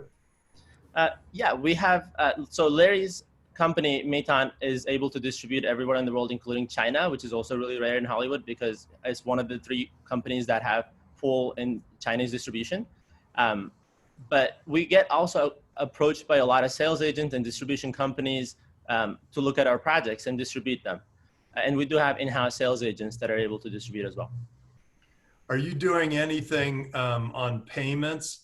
Like the actors have to get paid according to some waterfall, and the director and the cinematographer, they all get paid on some sort of a waterfall. What, are you doing anything to make that more honest? Yeah, we definitely advise on the budget whenever we receive the budget, and we make sure that the budget is, you know, efficient, and if there's any cost that we decrease in terms of shooting and location, we provide that. We have a partner studio in Culver City with a really high technology, and we open that door. But in terms of actors getting paid, that's the producers that we have on the platform. That's their job. And obviously they do get paid, and we make sure that it's all, you know, SAG friendly, the guild friendly in town. And when it comes to the waterfall, we provide a waterfall for the investors for the film. That is a very standard waterfall, but not necessarily democratized to independent filmmakers. So we give that waterfall first, you know, whoever gets paid, it's a 7-stage process until everyone gets paid. I love you more. All right. Andy and How much, Astra? yeah, how much judgment is there required? This is almost like investing in a VC fund. You want to find a VC who has good investment acumen. And by the nature of that, it doesn't seem to be a very scalable business. So when it comes to scaling in film industry, the best producers in town in terms of, you know, Universal Studios lot producers, they produce about 40 films a year.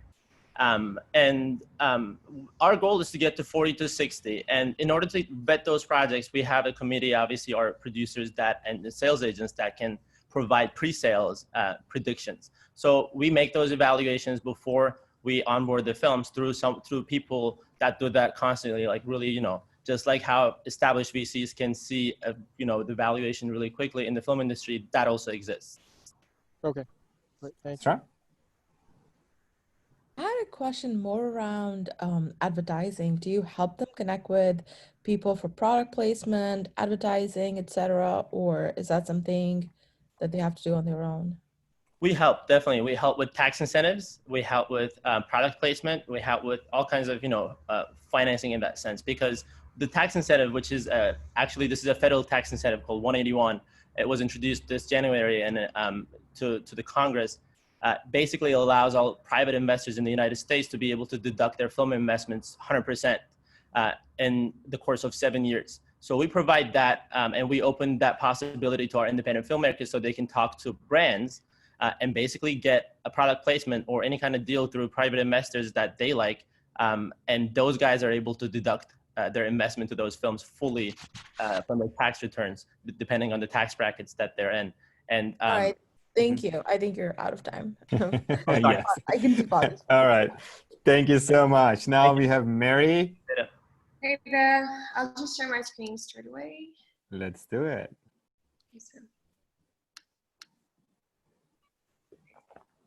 Sorry, it's a bit long.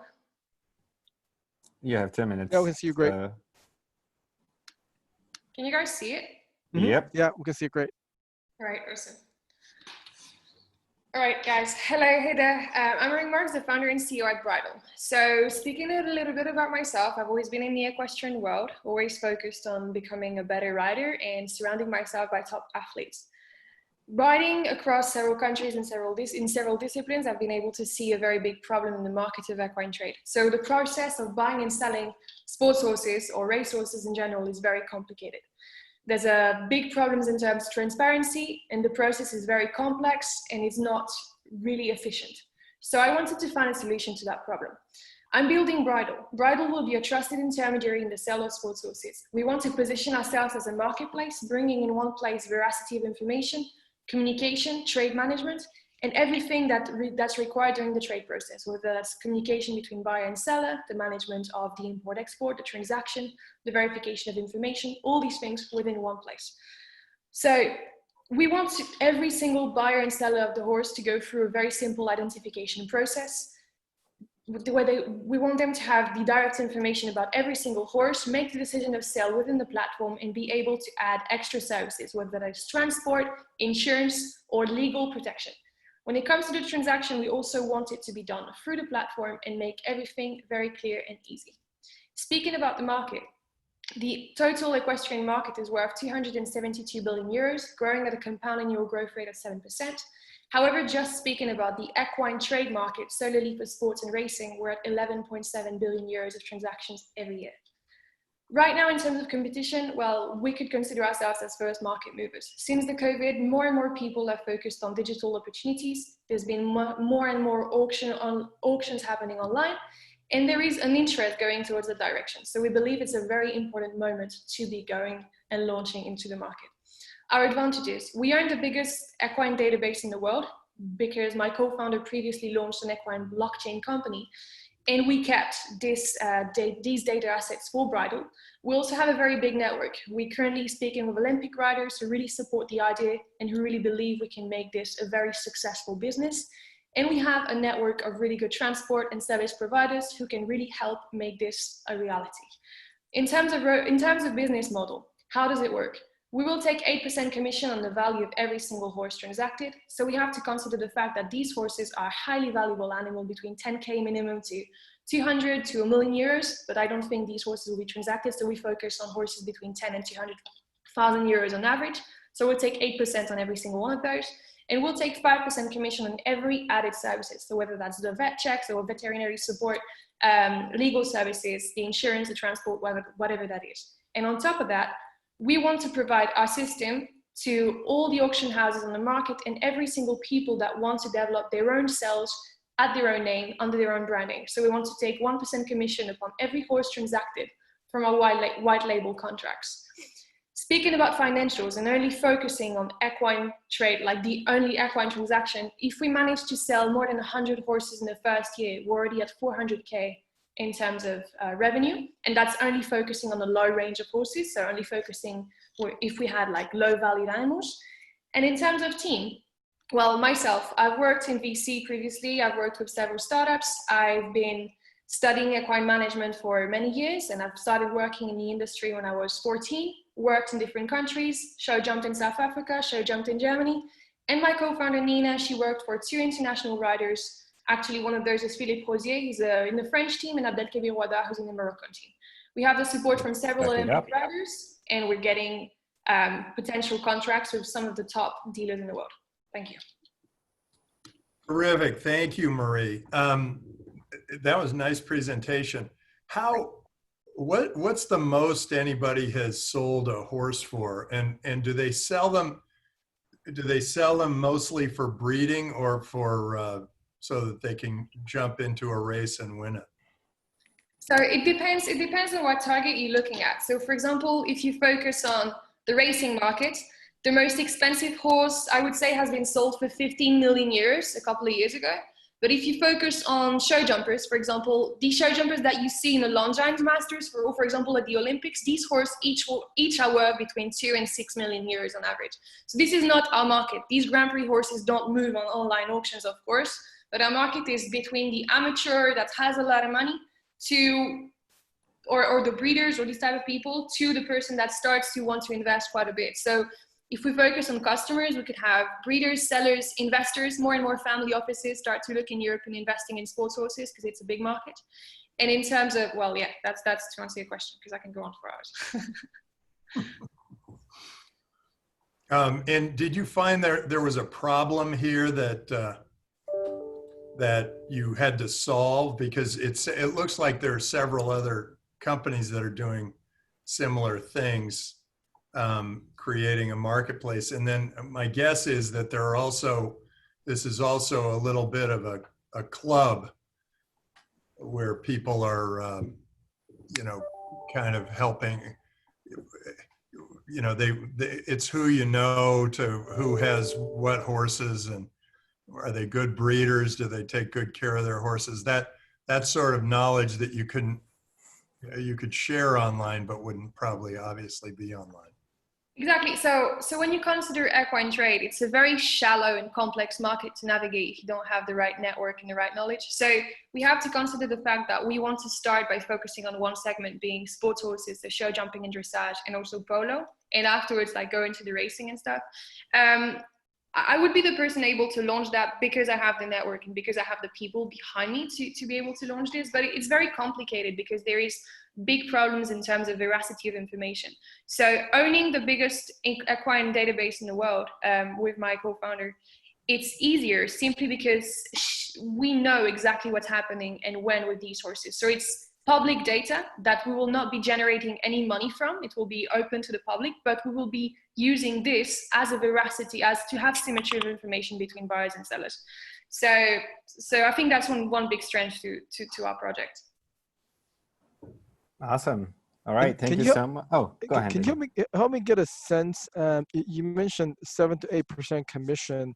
If you look at 2019, how many horses have been traded, and what's the total value or average value of the trade? Okay. Do you have those numbers, just Yeah, high level? I do have some numbers because there is very there is very small amount of public data. It's very complex to get your hands on it. What you have to consider is that, so speaking of the total value of transactions happening every year, so that considers breeding, racing, and sports, it's of 11.7 billion euros of the data that is known, because many horses have cash, so we don't know about it because there's huge money laundering in that market. But if we consider everything is based on breeds, it's based on performance. So I would say an average sports horse traded for, a good sports horse is traded between $40,000 and $50,000. And the traditional market takes 10% on those. We will take 8%. But to understand how many horses are traded every year, it's a huge problem. For this reason, my co-founder Nina previously tried to build this blockchain ledger to have all this information in one place. But it's a very political game in which not everyone wants to share the data. So because of that, I can't give you the answer like straight on. Terrific. Okay, thank you. Marie. All right. Thank you so much. Since we're halfway through, don't you think we should get up and do some jumping jacks? Let's do it. Everybody up, jumping jacks. Come on, wake up or go back to sleep or wherever. 1, 2, we're going to do 15. All right. 1, come on. Hey, I can see you. Get up. What are you doing? Hey, Ro, get up. Yeah. Okay. Here we go. 1, 2, 5, 3, 1, 2, 3, 4, 5, 6, 7, 8, 7, 6, 5, 1, 2, 3, 4, 5, 6, 4, 3, 2, 15. Good job. All right. We're halfway done. So next up we have Simon. Yes, I'm ready. Awesome. I started sweating here. And if we can have like 1 to 2 questions for the rest of pitches, we can finish on time. Tim and Andy. Thank you. You guys see my screen? Yes, we can see your screen. All right, cool. Hi, everyone. My name is Simon, based out of Stockholm, Sweden. Actually, Fatih, the polling thing's right in the middle. Yes, so since we were halfway done, yeah, that's done. We did that already. That was for participants only. Right. So the class is deciding the best pitches. So they voted already. No, but the polling is right in the middle of my screen and I can't get rid of it. Oh, you can just close it. There must be an A on somewhere. Okay. Oh, great. Sorry. Okay, Right. thanks. Go ahead. Hi, everyone. My name is Simon. I'm here based in Stockholm, Sweden, and I'm presenting Cloud Backend today to you. So we created a multi-cloud broking service, providing vendor neutrality and independence from all cloud and edge providers with a no-code development platform. Click on screen, yeah. That's the purpose of Cloud Backend. So we got founded 2018 as a spin-off from CloudMe, which is like the European Dropbox pendant, and Xera and iCloud. We first built iCloud, which we sold to Apple. And 10 years of research and development has led us now to founding Cloud Backend and launching our platform. So far, we have raised $1.6 million in seed capital, and we have now 300,000 subscribers running on our Edge platform. So why did we start Cloud Backend? As I mentioned, first we invented iCloud. With iCloud, we separated the physical machine from applications and data, enabling a single, very good cloud experience in a centralized world. But now we invented Cloud Backend because we separated the cloud from applications and data, enabling a multi-cloud experience in a decentralized world. Because we believe that the cloud becomes hyper-connected with 20 billion devices, requiring decentralization. So we're looking at the problems that it is currently really expensive to bring all the data to the cloud. Second problem is that subscribers really get a slow user experience, which is costly and complex and makes additional use of regional cloud data centers. Third problem is that security is very weak and legal compliances cannot or barely meet. So we really believe that the neutral third party and vendor independency here is needed to aggregate all clouds and all the capacity, because applications and data need to be roamed across all the clouds and edged throughout the world and see the cloud as a commodity. So the combined data centers in regions of AWS, Azure, and Google Cloud is over in 150 locations, which is impossible for most companies to build a global solution that utilizes all the combined power. So our solution here is really a distributed local cloud with global presence, which makes it possible that we really can offer a fast response time, cutting the latencies in communication, and really like handle all the complexity of data management, which then leads us also to the point that we have no single point of failure with our solution. So we see ourselves just like Uber, Facebook, or Airbnb. We don't own any servers. We unify all cloud and edge capacity. We have global presence, and we spend zero CapEx. So this is really disruption. And we looked at all our competitors. We're also speaking to a lot of VCs at the moment. We see that everyone is really, really impressed because we really created something which is comparable to models like Uber or Airbnb. And let's So, wrap it up because your time is already over. A quick use case, a brief story here. So we have a use case in the automotive industry where our microcloud solution sits in the telematic box of a leading telematic box manufacturer. And as soon as a driver accesses the car, all his personal data, all the previous destinations he or she visit is instantly synced with the car. You don't have anything like Bluetooth. It's like you just get in, and it doesn't even have to be your car. You just walk in with your smartphone, and it syncs directly. It's also like very important because we believe in the future there will be less ownership. So people are actually sharing cars, and we'll see that this solution is really needed. Another use case is in industrial manufacturing, where we basically will be able to really create a digital twin and a secure enabling of developer ecosystem. This is our product, this is our dashboard. I would love to dive in deeper, but I don't have enough time. What attracts customers here though is really like save operational and development costs, cut the development costs on the client side of 70%, 100% backend, 100% multi-cloud. Our business model is that we take a 15% commission of all capacity transactions. And we really believe that this is the next unicorn because the world is more globalized by the day, and services and hard products need to work everywhere. 5G and Industry 4.0 as well as autonomous vehicles will require latency in a decentralized cloud. Awesome. All right. Thank you so much. Terrific, Simon. Hey, my question is, when you take on a new application, you have a lot of development work you have to do for each one, isn't there? Because if you're doing something for the car industry, you can do that for each of the cars, but then when you move over to the manufacturing facility, it has to be a whole new thing. Right.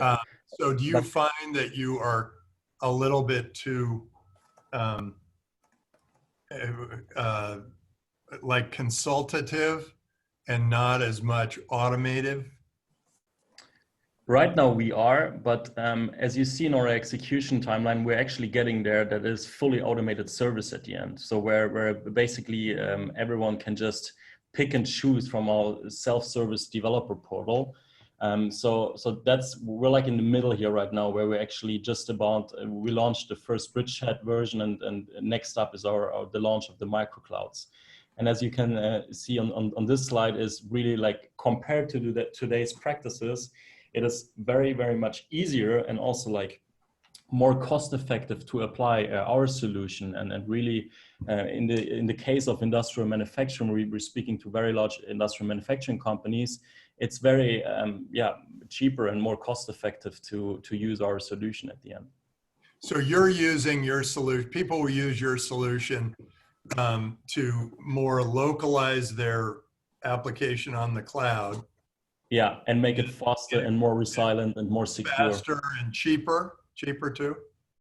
Yeah, cheaper on the one side, but especially faster, more resilient and more secure. So are you picking, like your software chooses which server certain data goes on and then where other data goes, and the long-term storage goes one place, the short-term storage goes another? Is that the idea? Exactly. So we're combining all the cloud computing power which is out there and really choose the fastest kind of like basket at the end for the customer.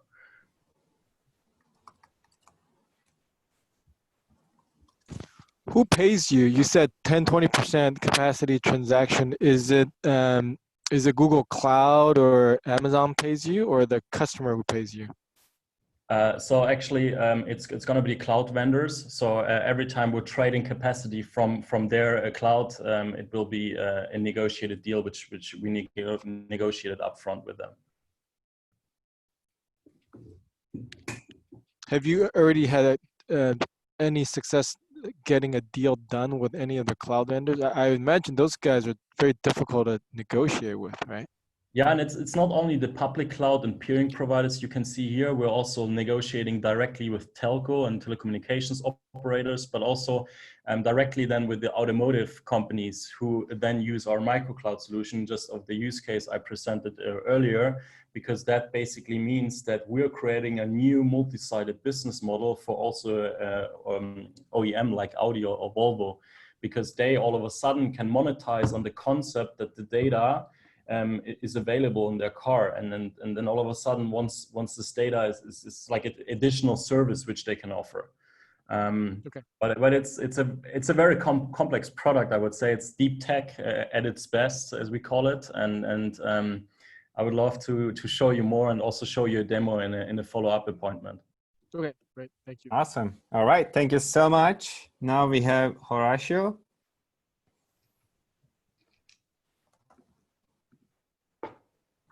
Horatio? Horatio, are you here? You're muted. Yes, I'm here. Awesome. Hello. Let's do it. Let me share the screen. Okay. Hello, team. Hello, Fati. Hello. My name is Horacio Lampe. I am from Argentina. About 3 years ago, we started to see that due to the great growth the great growth of the fintech online, traditional loan companies were losing market share, profitability, and customers. That's why we launched a SaaS service that converts offline lending companies into fintech in just 2 months. What are the problems that the traditional loan companies are facing now? Okay, they are facing the competition of the fintech online. That's why we don't have any doubts that traditional or traditional loan companies or lending companies to survive must transform into fintech in the cloud. We have no doubts about that. We are more or less, as a metaphorically speaking, we are the Salesforce of the fintech. We provide an excellent platform with a very excellent user experience that automate the lending process, reducing the operational cost, reducing the cost in branches and staff, increasing the geographical scope, and multiply it by 4 the attention time. Okay. And also allows registration online, validate the cell phone, qualifies and perform the scoring of the applicants online, validates the identity, and also allows digital signatures, everything that online. And manage the loans and generates big data for future AI business intelligence.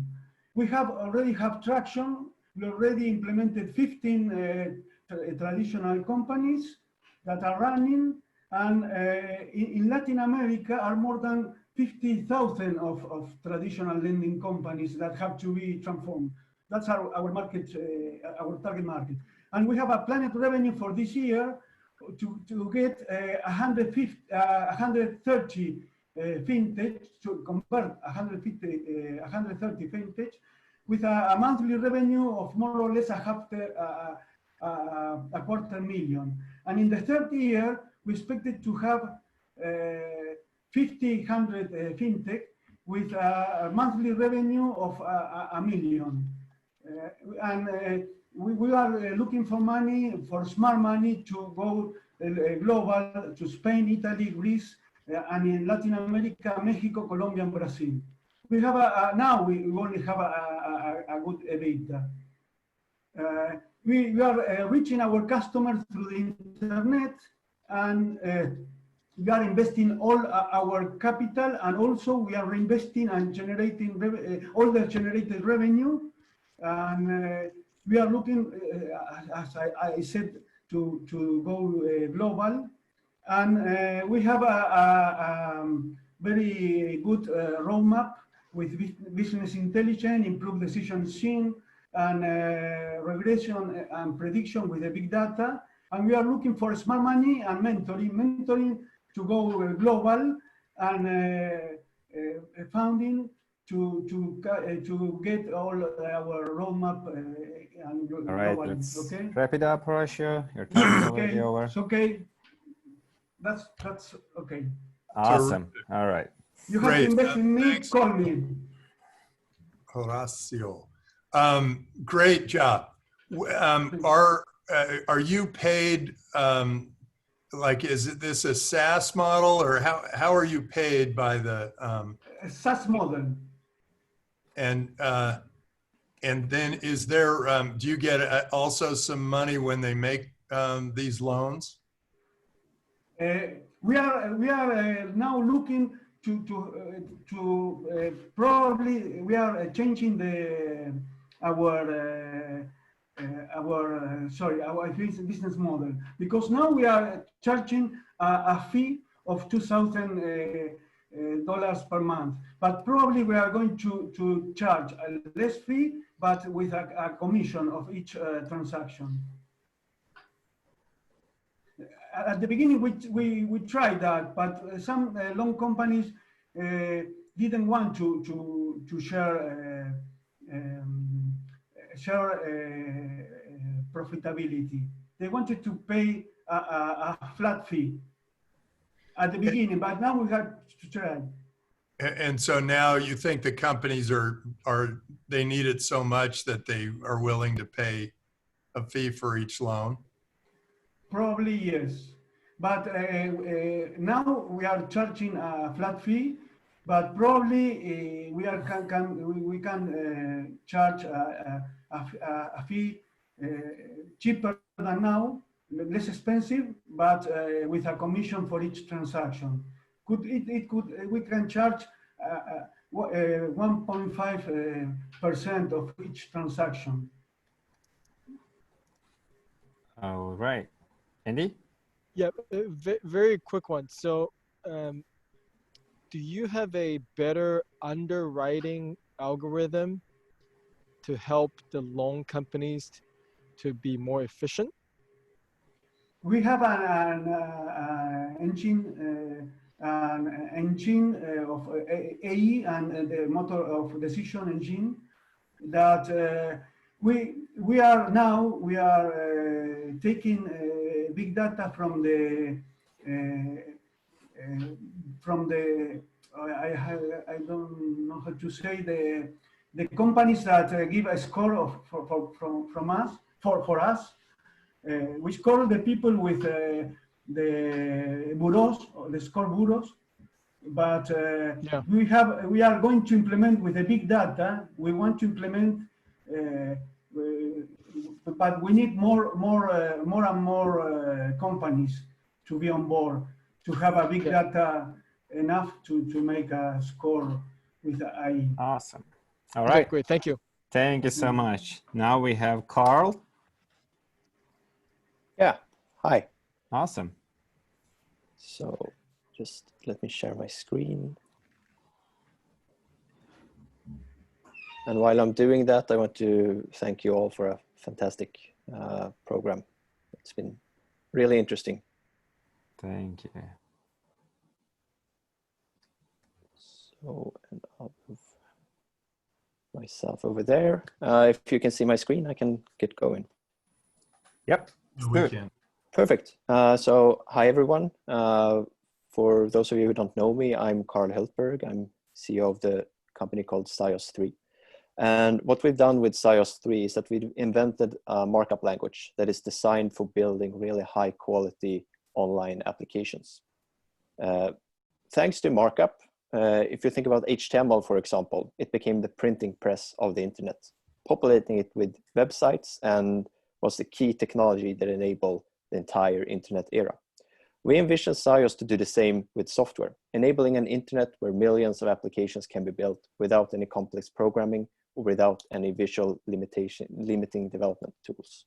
So we think it's a true $1 trillion business idea.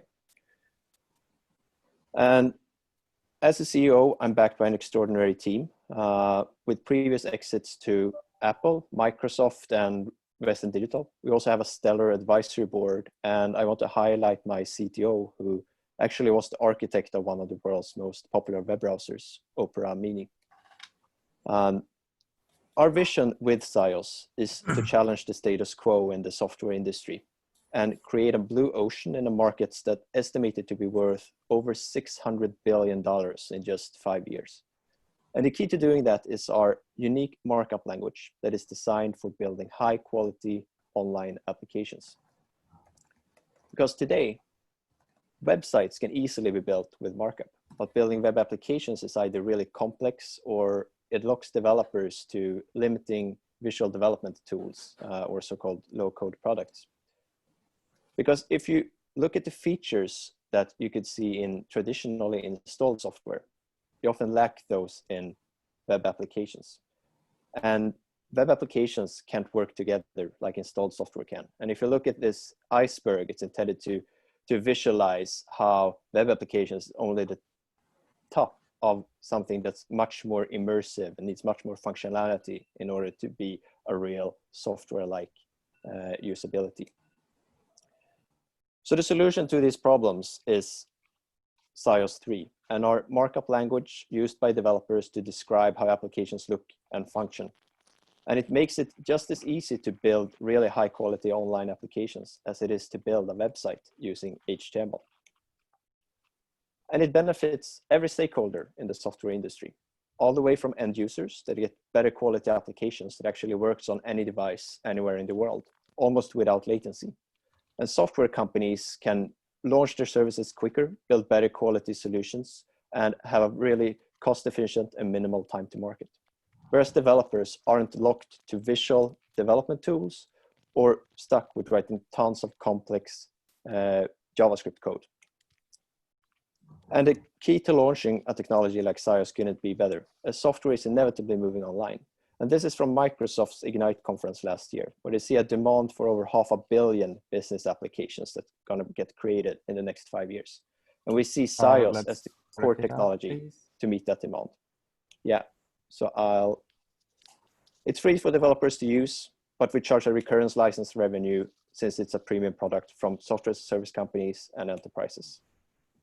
And the partners is a key to gaining exponential growth in this community. And what we're asking is $1 million to scale up the business commercially and launch an already working, patented, and commercially proven technology so that you can have the core technology in building a true era of online software. Thank you. Terrific. Good. Thank you, Carl. We backed Webflow, and they do something very similar.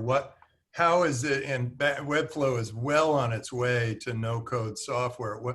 What do you have that they don't have, and why start a company that's already 6 years behind? Yeah.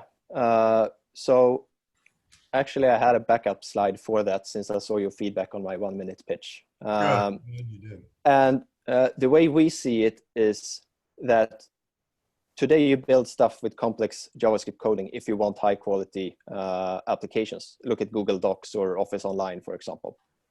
Because this is a very complex way to build stuff, you see a lot of these low code or no code platforms popping up.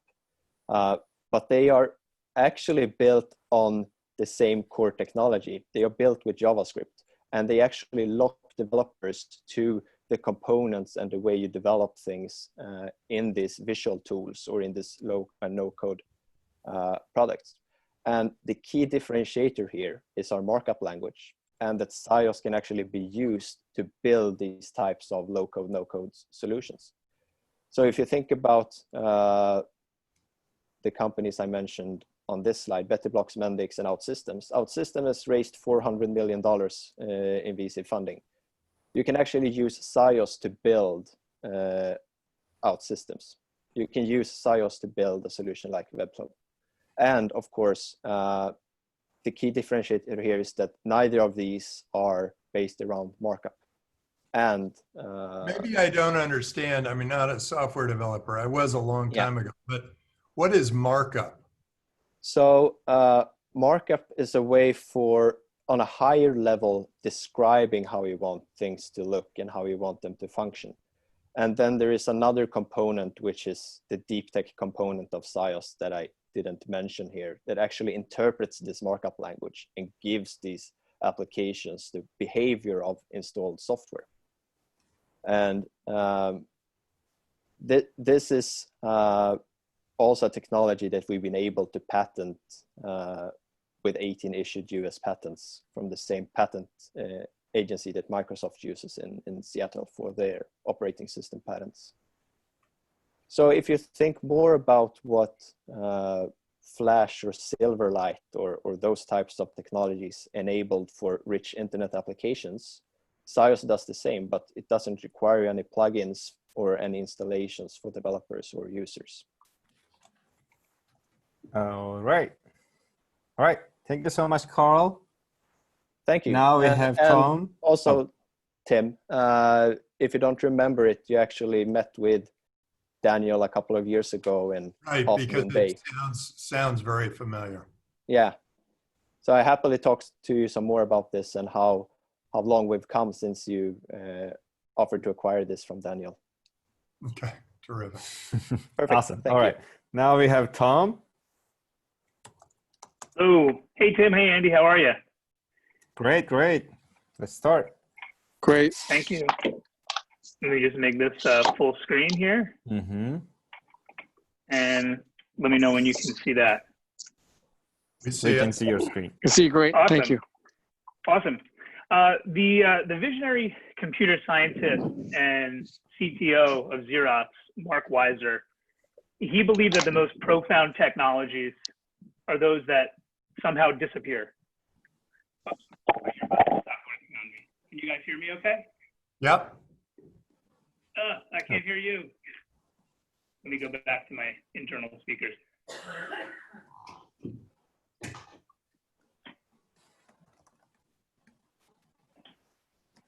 Oh, geez, that was poor timing. Unfortunately, I can't hear you. Just give me 1 second.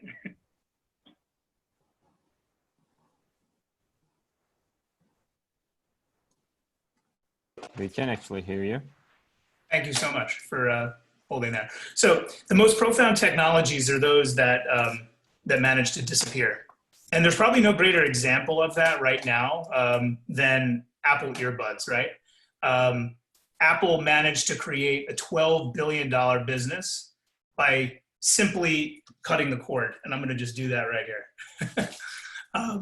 Apple created a $12 billion business a year by cutting the cord, the same value as Uber. So that really goes to show that unicorns can be built and born by making technology disappear. And that's why at Magnetic, we focus on the invisible, and we're making 3D glasses disappear.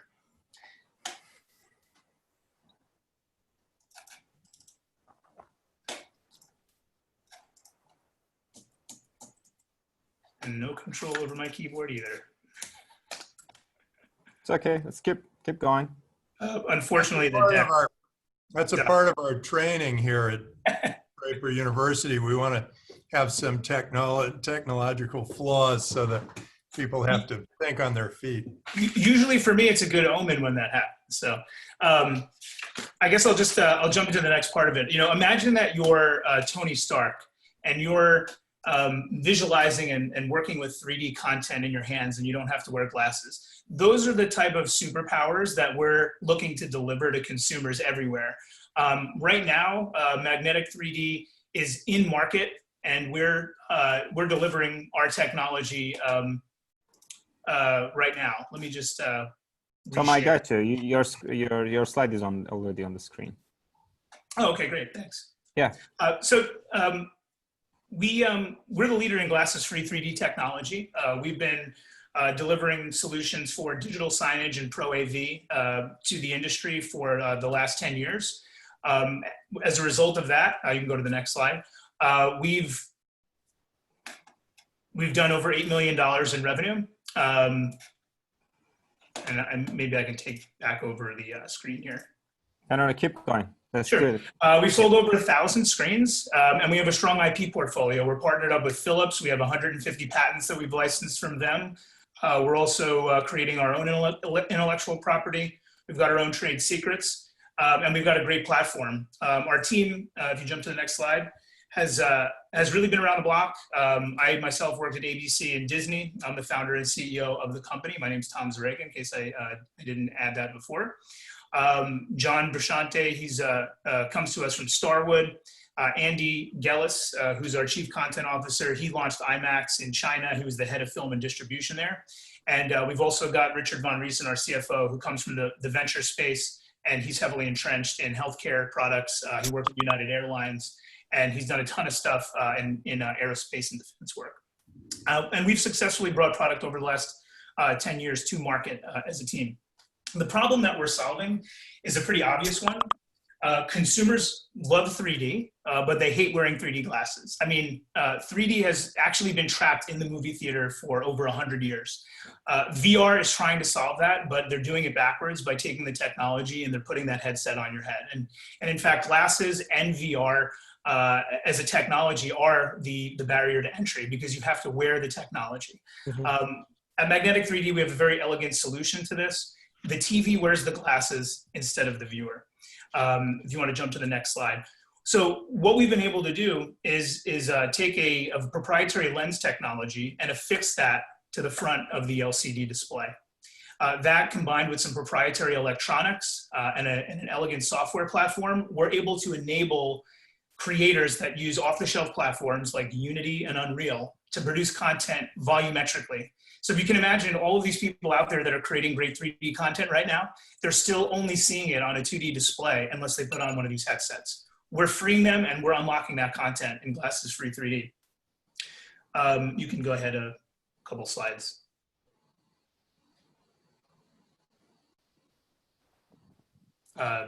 So the market that we're in is a $220 billion market. That's in digital signage and Pro AV. That's the wedge that we got into. That's where my background comes from. I successfully exited a digital signage business that I sold and put that capital back into Magnetic 3D, and we've been building 3D products ever since. We've got great traction. We've done over $1 million in sales just in the last year and a half or so with these customers across hospitality, theme parks, and entertainment. Retail, events, and experiential. So there's a lot happening in sort of the high impact 3D space for visualizations in the B2B world. And our goal is to take this technology and eventually bring it to the consumer market.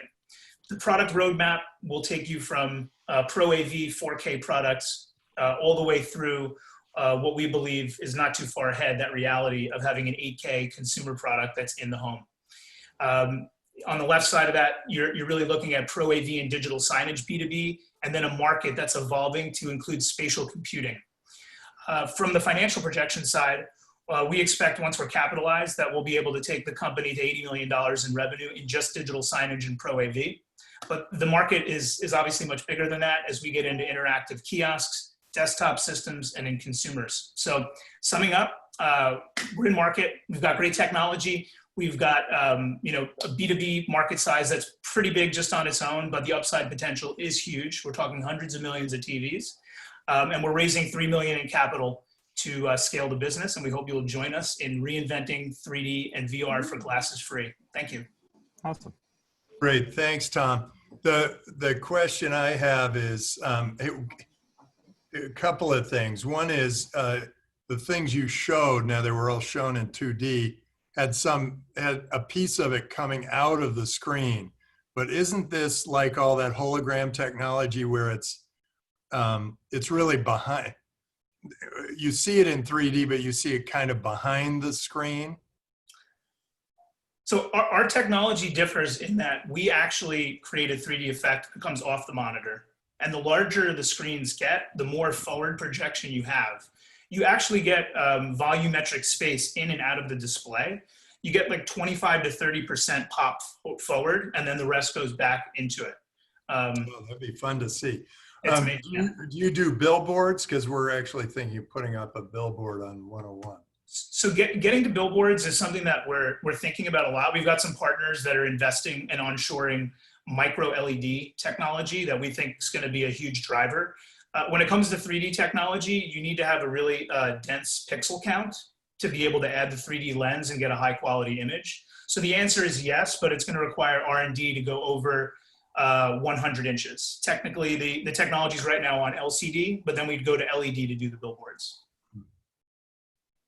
But it's all possible. And what's your business model? Do you work on top of like a Samsung TV, or do you have to provide the whole TV? So in the past, we would buy Samsung monitors. We partnered with them. We would buy from them an NEC. We were an integration select partner where we had the rights to take the units apart and put the lens on them without voiding the warranty. But we've really evolved from there. If you want to create great software, you got to create great hardware. So we're optically bonding the lenses over in China now to the displays, and then we're shipping them here and providing the whole technology stack to the clients. So we're building everything from the ground up. Oh, so you sell the whole box. You create and sell the entire box.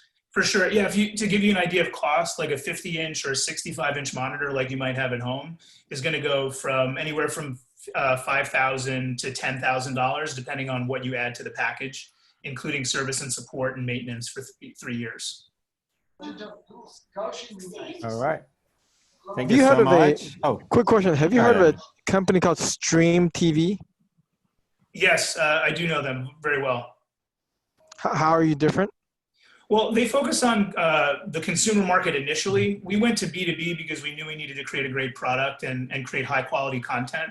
They focus on converting everything from 2D to 3D. And I think that they're really missing the whole point, is that customers want to have a really high-end experience, something that they've seen maybe in Minority Report or in the movies. And that's what we're delivering scale for the enterprise industry. And then we're going to bring that technology to the home as a platform with third-party apps and things like that, instead of just trying to convert everything that you see on TV into 3D. We don't think that's what people really want. Awesome. Thank you. Thank you. Thank you, Tom. Thank you. Now we have Susanna. Yeah, can I go? Yep. Share screen. Share screen, please.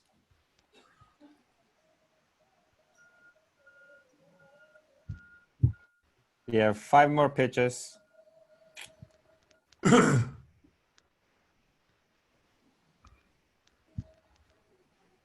Okay, this on the screen. Yep.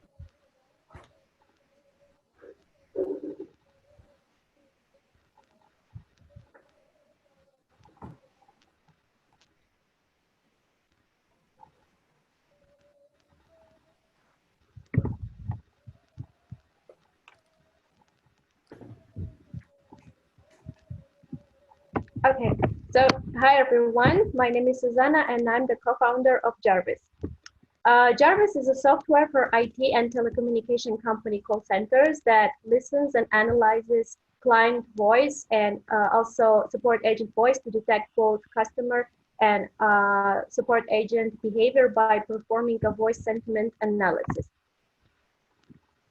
Every day around the world, call centers record about billions of calls, and this process suffers from some problems. First of all, manual monitoring of the calls is very expensive, because first you pay your support agent to pick the call and then another person to manually qualify. And some call centers are still stuck at using human resources to qualify those calls manually, which only covers 1 or 2% of calls. And if we analyze 1 or 2% of those calls, the chance that the remaining 98% require company urgent attention is very high. So the last problem that we're addressing is slow user and problem identification. So why to monitor or qualify calls? First of all, it maintains the support quality, whole experience in call centers, and also it helps to understand business weak points. So if we consider that an average call center has 1,000 calls per day, it will take them up to 5 days to manually qualify those calls. And 4 hours will be spent on problem and user identification. With our AI-powered software, we can radically change that. So that 5 day will be reduced to about 10 seconds because we can qualify unlimited number within a few seconds, and that 4 hour can be reduced 4 times. So what exactly happens during the call? First of all, our AI-powered system will identify the user with our algorithm. It can automatically create support tasks based on call information. It will perform voice sentiment analysis and also create daily report for the higher management. We're operating in a market of artificial intelligence that analyzes client voice in telecom-focused industry. And with the compound annual growth rate of 24%, it is forecasted to hit up to $42 billion by 2025. Our business model is a software subscription plan or fixed price per call. And here are our main competitors. And as you can see, they are mostly focused on sentiment analysis and trying to solve customer retention problems. And in our case, we additionally provide an NLP-based algorithm that can create tasks from call information and also identify user during the call. This is our team. Yeah. Our team consists of 3 people, and we have an experience both in business, technology, and telecommunications. That's it. Thank you for your attention. Terrific. Thanks, Susanna. Thank you. Are you saying, is this technology tied to the words, like it's voice to text and then they determine what the text is?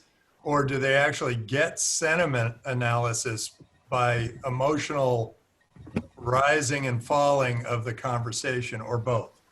Yeah, you're completely right. It's both. First, we perform voice to text, and then our system understands voice pitches, intonation, all the rises and falls. And call centers are your first application. What other applications might there be for this? What do you mean? Sorry. What other uses besides call centers would there be for this technology? We're initially focusing on call centers, but we're thinking also about our other markets when voice plays an initial role. So right now we're trying to build our MVP to test it in a call center market. So this is our primary goal right now. All right. Thank you so much. Thank you so much. Great. Now we have Tushar.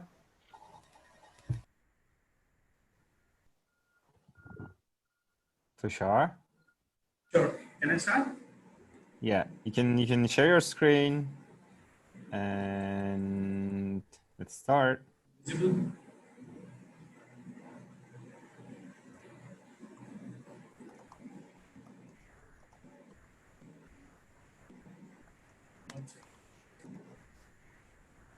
Can you see my screen? Yep, we can see your screen. Great. Go ahead. Sure. So I am Tushar Sinha from Edumar, and we are into business of making people employable. So how we do it? In India, education is the first priority for any parent that you say, and we are doing it this way.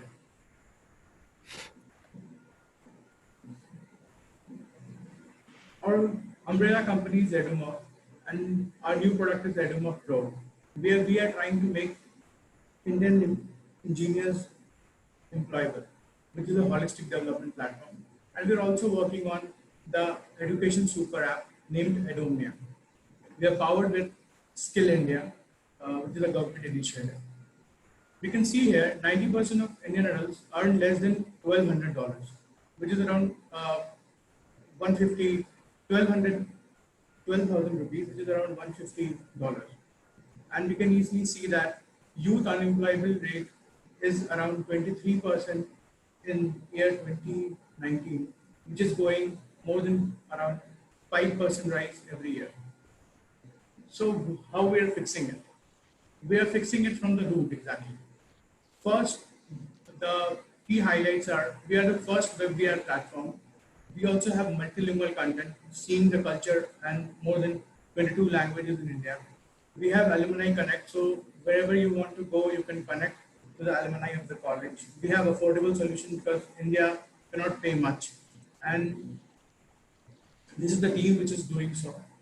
Ankush is the CEO, Sonika is CEO. Like they both have education background, and I am CBO of Edumod. I have designed the first smart city education module of India with a project size of over $100 million. And Ravinder is our CTO, has worked in multiple international clients for tech developments. We also have sales and content development team, and the key matrix is that we have curated more than 1,000 hours of content, 30 educators are there, and more than a team of 200 people in terms of employees and interns. The problem which we are addressing is that according to National Employability Report, around 80% of Indian engineers are not employable. The reason behind that, they don't meet the required skill sets. And as per the partner of Arian Capital, the VC, Mr. TV Mohandas Pai, 95% of Indians can't code. So we are meeting that market by making people go through holistic training and mentorship. Let's wrap it up, Tushar. It's around, it's a market of around $100 billion, and by 2025 it's $150 billion. How we are trying to do this is by a ecosystem model. This is our model exactly, where we have kids play school to education centers, to online platforms, to our EduPro platforms, and franchising. And this is our life cycle which we see in the scenario. All right. Thank you so much. How it works exactly. Thank you so much. It's been 3 minutes and 30 seconds. All right. Thank you. And questions? Yeah, I didn't really get how it works. So you were on that slide, but how does it work? Is it just a VR platform for training Indians to get to the job market, correct? No, sir. No, sir. 1 second. Are you able to see my screen? Yeah. 1 second. We do it via a dashboard, and these are the basic matrix we work on. Like we teach like students how to build their resume, how to tackle with quantitative aptitude, how to do competitive coding, how to meet extempore requirements, group interviews, HR round, personal interviews, and how to do salary negotiation. We all dream that if we had someone to mentor us before our first HR interview, that would have been great. We have a dashboard through which we do it. We have a model of freemium, and we are doing it by having self-learning content, live classes, setting calendars, certification in the process, community and mentorship call, coaching session, and that is how it works. Okay. And good. I think we've run out of time. Yep. Thank you very much. Thank you so much. Now we have another Thomas. Any questions? Saul, thank you so much. Yeah, I'm here. I just thought Alex was in front of me. Yeah, Alex. Oh, sorry. Yeah. Sorry, that's my bad actually. Oh, okay. Now we have I'm Alex. next then. That's I'm it. after Alex. So I'll just share my screen. That's my bad. Sorry, guys. So can everyone see my screen? Yep, we can see your screen. So I'm presenting on my company, Plydia. What we're essentially trying to do is solve the problem of money in politics through an inclusive blockchain political contribution platform. So I just want to talk a little bit about the problem. So essentially, as we all know, we live in rather contentious political times. And that's in part because of the influence that money has on politics. Generally speaking, interest groups pursue rent-seeking behavior because they have a lot of influence, and also the wealthy. And they do that by funneling money through PACs that give them more leverage than you can when you donate individually. And that's kind of the reason why we have a rather fragmented political donation system in the US. You can give online on websites, and it's become even more popular to give like micro donations. But there isn't really a centralized place in which to do all this, and you can't really take advantage of a lot of the advantages that you get from using PACs if you're just an individual contributor. And in relation to this problem, basically it crosses party lines. Everyone thinks this is a problem, and most Americans think it's a problem, but you have these entrenched interests that, you know, prevent any type of reform. And another problem is that campaign finance is very complicated, and what we want to do is essentially democratize this process. So that brings us to our solution. We want to create a blockchain network which will allow people to create virtual PACs and interest groups, so people can group together in relation to what their interests may be, and it will make it easier to create those interest groups. And then the same thing in relation to PACs and excuse me. And then beyond just interest groups, we want to have an ability for individuals to contribute and maybe take advantage of some of the things that PACs offer, depending on what investment vehicle they want to choose. And that also gets to the kind of news and political information aggregation. There's no point in giving money if you're not abreast of the recent political news. So we want to make it also easier for people to access relevant information in relation to like polling information. So this is just kind of what our website looks like, and you can kind of contribute to, say, campaigns or to interest groups or PACs, and this is what the kind of information system would look like for providing that information, relevant information. So I want to get into the target market. So who are we kind of catering to? We're catering to people who have some money, or at least are somewhat politically motivated on the consumer side, but we can also see another market in relation to political campaigns or organizations that might need to use some of these services, because what we plan to offer, as I'll show further, is kind of more consulting services. But in relation, wrap it up, Alex. Yeah, sorry. Let's wrap it up. Okay, yeah. Time is over already. So essentially, the competitive landscape is that there have been things like political Kickstarters, but they haven't really done the area justice, and they haven't utilized the blockchain. We're on the precipice of the 2020 election, and that will be a large driver. However, there's growth beyond just the 2020 election, because if you look at Pew data, people are increasingly interested in politics and they're willing to give more.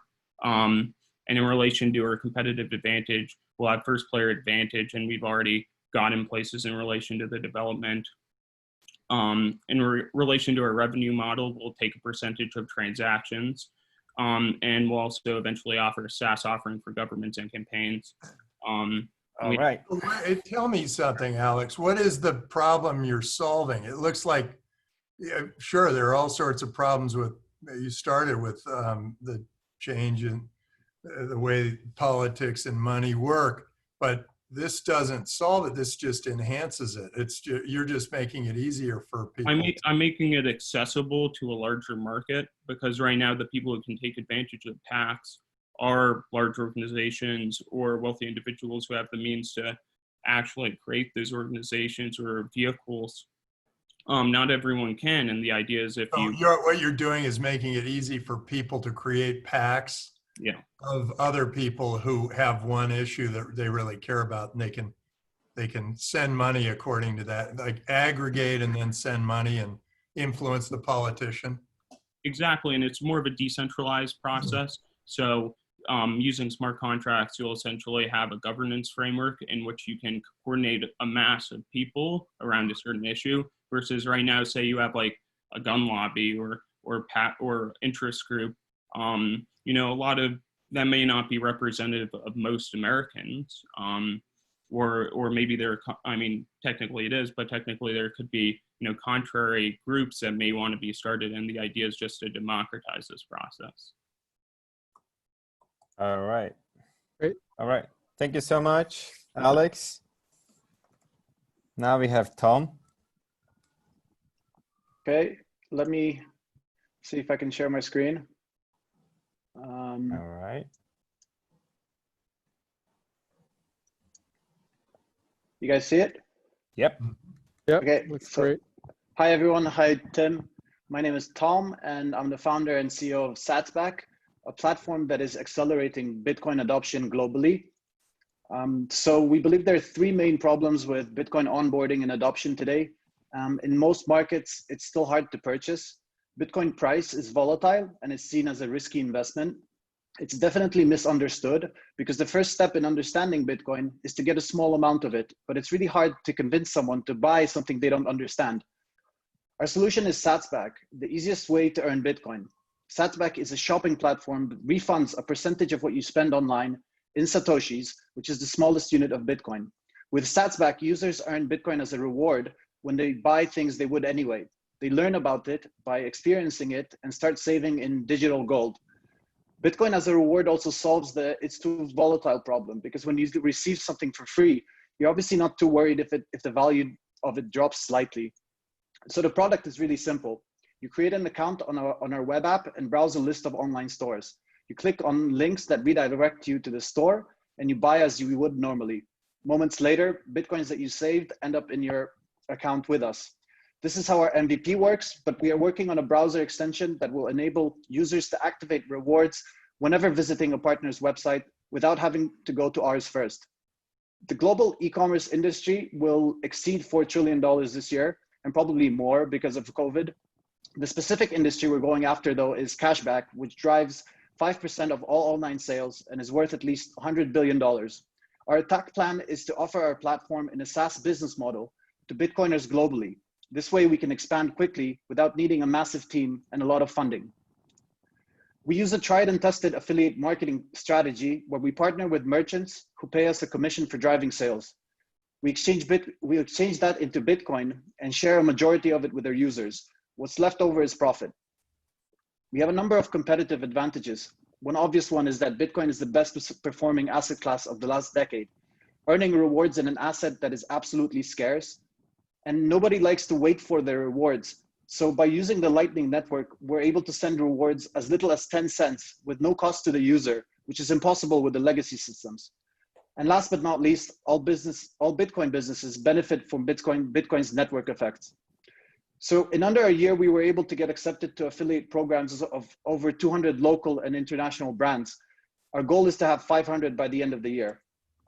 We managed to raise an angel round of $155,000 in the middle of the COVID crisis, launched our MVP in Poland last month, and have a letter of intent signed with our SaaS platform with a team in India. We have a small team, but we're all heroes and have a lot of experience in business development and building consumer-facing apps. So in summary, I believe this is a really big opportunity and a perfect example of a disruptive innovation that will disrupt an existing market. We have a strong team and we're using the Lightning Network to provide a vastly improved UX compared to other cashback companies. We're looking to raise $1 million as a seed round to accelerate the development of our SaaS platform, build out new features, and expand internationally into Asia.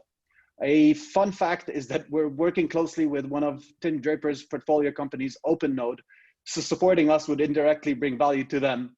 But more importantly, helping us accelerate Bitcoin adoption will make Bitcoin more valuable for everyone holding it. Terrific. So is the uniqueness here, because there are a lot of people doing using Bitcoin as a reward, encouragement of sales and that kind of thing. You know, like a cashback thing for buying something. Yeah. Is the uniqueness here that you're using the Lightning Network and so you can make the transactions much faster with OpenNode? Yes, that as well, because nobody likes to wait for to get the rewards. And most of these companies that don't use Lightning Network, they have a minimum amount before you can pay out. With using the Lightning Network, we can pay out almost instantly, like very small rewards. But I think the biggest difference is here is that we're in Europe and we saw the need for this type of solution here and internationally. So by offering what we've built in a SaaS business model, we're able to make this available all over the world, in India, in Asia, really quickly before the price of Bitcoin runs away too far, which we think it will soon, or it already started actually. Yeah, do you think if the price of Bitcoin runs away, Why is that bad for you?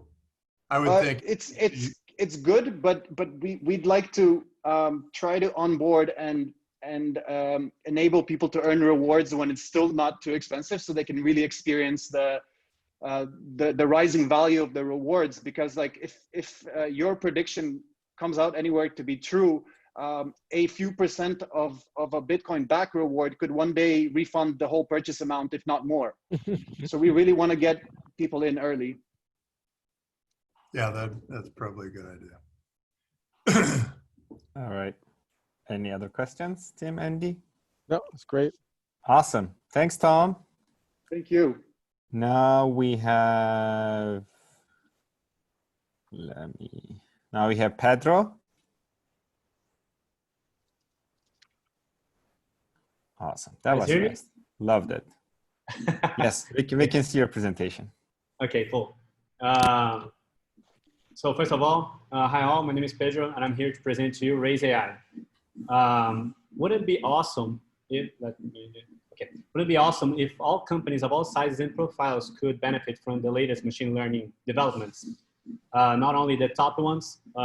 So that's exactly the problem that Raise AI aims to solve. Raise AI provides an easy to use SaaS platform.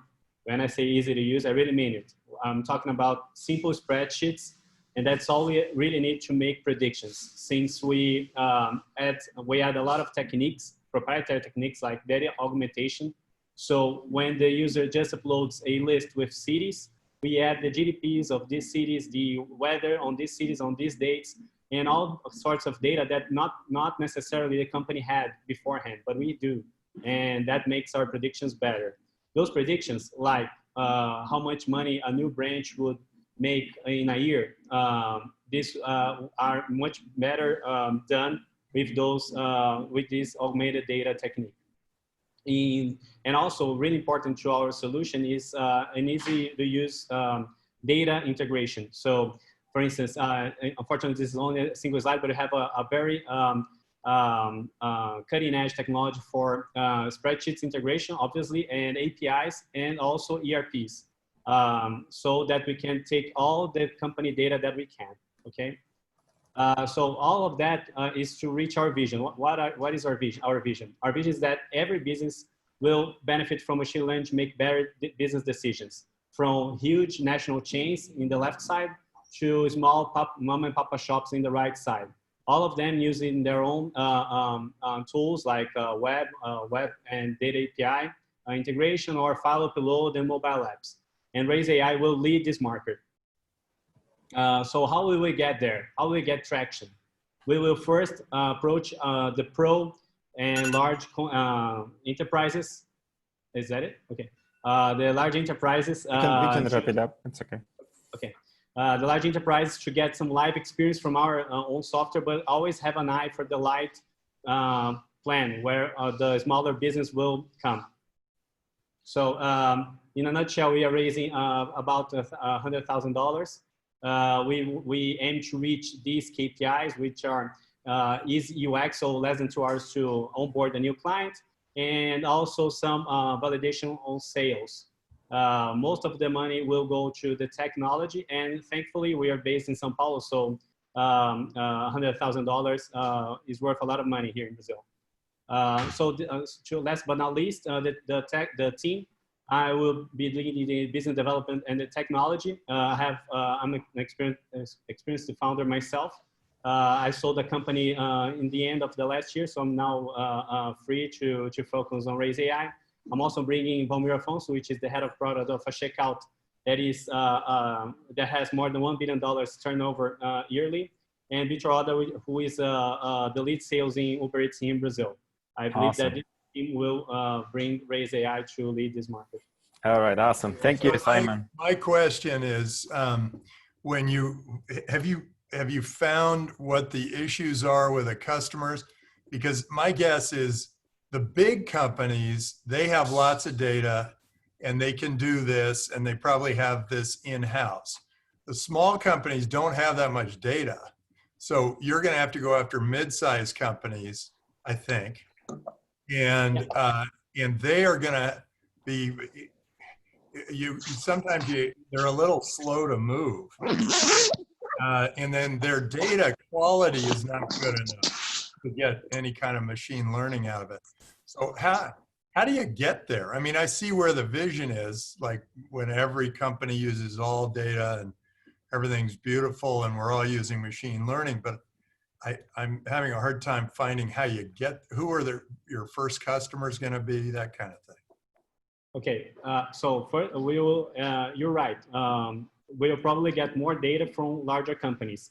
But as the time goes, smaller companies will generate more data. Like SME business right now, they generate a lot more data than SME business like 20 years ago.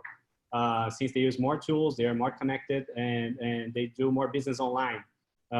So this is one thing. The other thing is that, yes, I do agree with you. That's actually how we plan to gain some traction, is to actually get corporate clients, which will not only be more prepared to this modeling, to this machine learning modeling, but also they will get us some live experience from our own platform. So in 2 to 3 years, we'll be like 100% ready to attend to support the smaller businesses.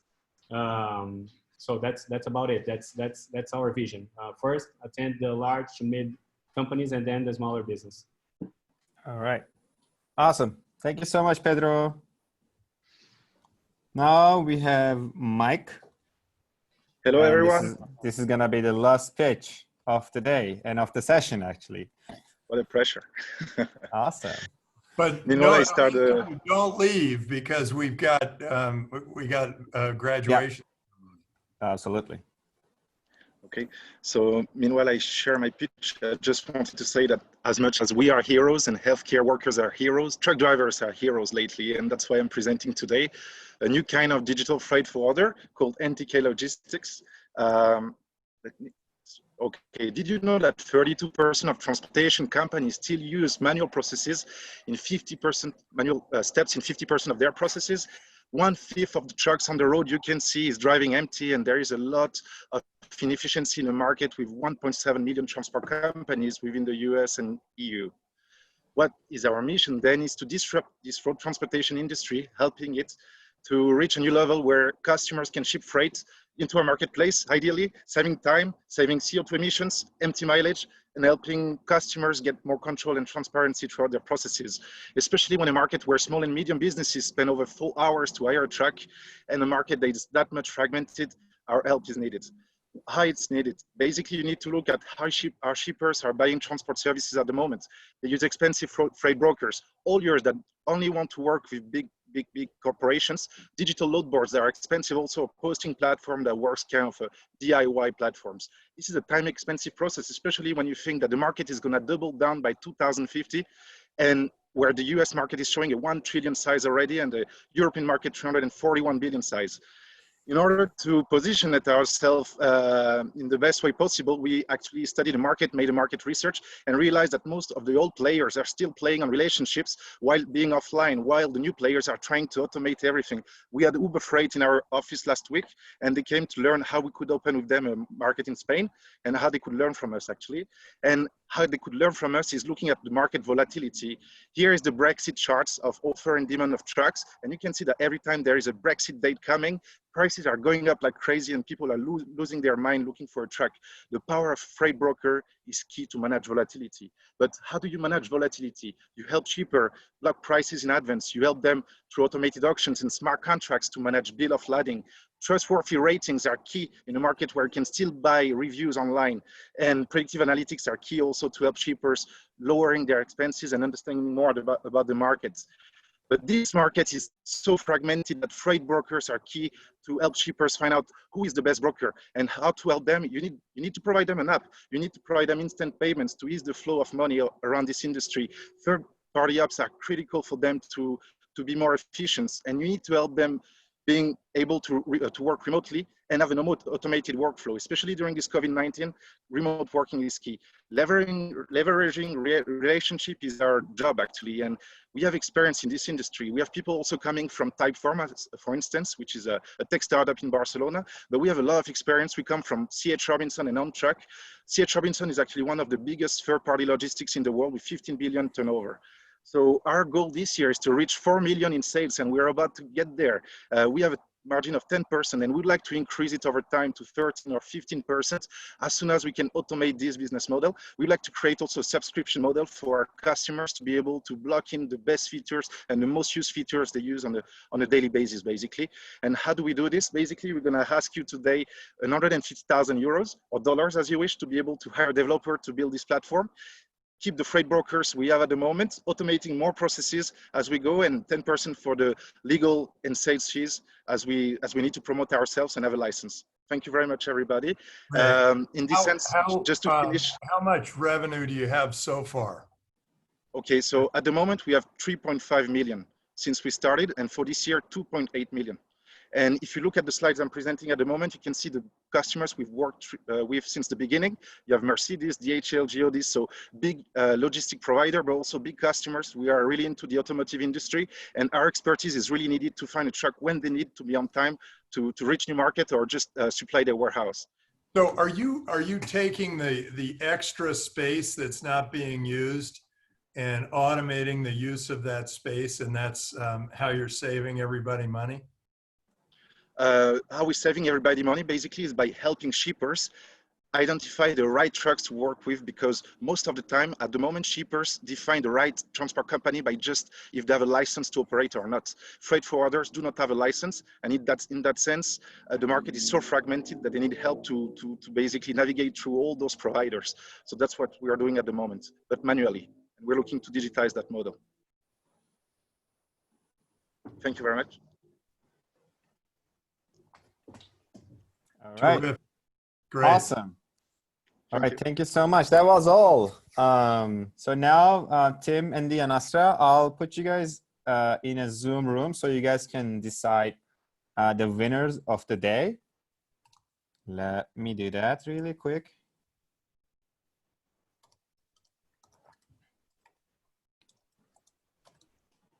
Polling is fun. Real time. And we do this polling for the class winner.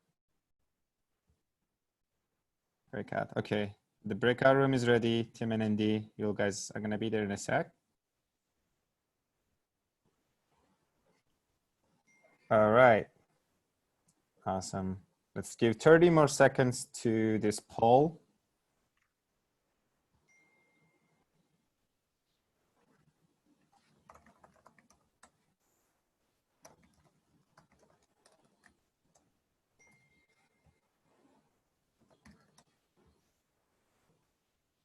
Is Mariam here, by the way? Yes. Awesome. All right. So 10 more seconds, and then you will hear the next steps in the Draper ecosystem from Mariam, and then Tim is going to be back and sharing the results with us. All right, let's do it, Mariam, whenever you're ready. Okay. I'm going to share my screen with you guys in a second.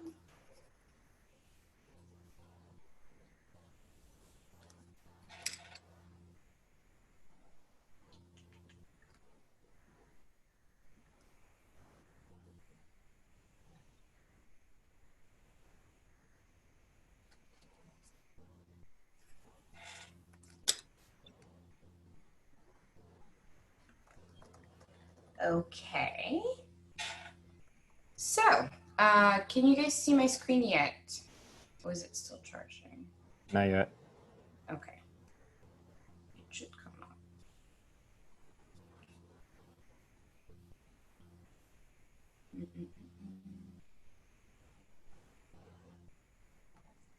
You can make it. Come on. Well, Almost there. Let's do it. I know when you see my screen. Now, Okay. yes. Awesome. So congratulations to all of you. You are graduating as Draper University alumni heroes today. And I know that some of you were expected to actually do the physical program, but there are a lot of different things that you can do within the ecosystem. And to kind of give you an idea of what branch you guys were in, first of all, you are in the Draper University branch, meaning that you are with our education entrepreneurial program. So this is kind of one of the first steps of getting into our ecosystem, which has a lot of different opportunities that you can take actually advantage of. So within Draper University itself, there are a lot of programs that are now open to you that you can apply to/attend. I'll go into them a little bit further in detail. There is also Boost VC, which is an acceleration program that we have, which invests about $50,000 in some of their companies, and they're specifically focused on blockchain and virtual reality. So I know that some of you are evolving in this field, so I would strongly encourage you to look at their applications. They've actually opened their fall application batch. So for those of you who are using blockchain or virtual reality as technologies within your companies, it is definitely an accelerator that you should apply to. The other part is our incubation part. So those who have been around our campus know that we have Draper Hero City, which is a co-working space that also has a space for investors and VCs upstairs where you can work on developing your company. So working there as a co-working space, they have flex kind of opportunities for you to work there whenever you want and be connected to our VC network that works and kind of operates from there. And finally, there's obviously the funding. A lot of you are raising funds. To be honest, most of you are not ready for these investment branches just yet, but we have 23 different funds globally distributed that you can definitely reach out to now that you're Draper alum in order to receive investment from them when you're ready. So if you do want to reach out to any of our funds, you should definitely get in touch with me. They are a little bit all over the place in terms of where they are in the world. So a couple of them are here in the US. We have a couple of them in Europe. We have one in London, Draper Esprit. We have Draper Ventures, Asia, in Tokyo. So we have a couple of ones distributed in different markets. So if you are looking for funding that ranges anywhere from $500,000 to $2 million, you should get in touch with me and send me your pitch deck and let me know. If you're not raising anything in that range, we will focus on Draper University Ventures, which is our smaller arms. So in terms of next steps, you have the opportunity to apply to our physical hero training program, which happens here on campus. As some of you know, it had been canceled this year because we are living very uncertain times. However, next year, the hero training programs will resume all entirely in person. So if you are interested in being able to come and spend time on the campus and actually interact one-on-one with the mentors, I would strongly suggest that you apply. The second option that you have is to do the GO program, which is staying in Draper University and not necessarily being part of any given program. So you're not going to actually be going through specific programming, but you're going to be able to be in the ecosystem, spend some time on the campus, live here, build your business from here, do your investor meetings from here, have a lot more flexibility. So it's not kind of catered as a program where you're obligated to do anything in particular. You would have a lot of free room to be able to build your business as well as connect with the mentors from Hero City. And now you guys are all about to become alumni. So you're about to have this step in where you're no longer just a Draper University participant, but you're an alumni, meaning that you represent your experience here and you represent the Draper brand. That also means that it comes with a lot of responsibilities.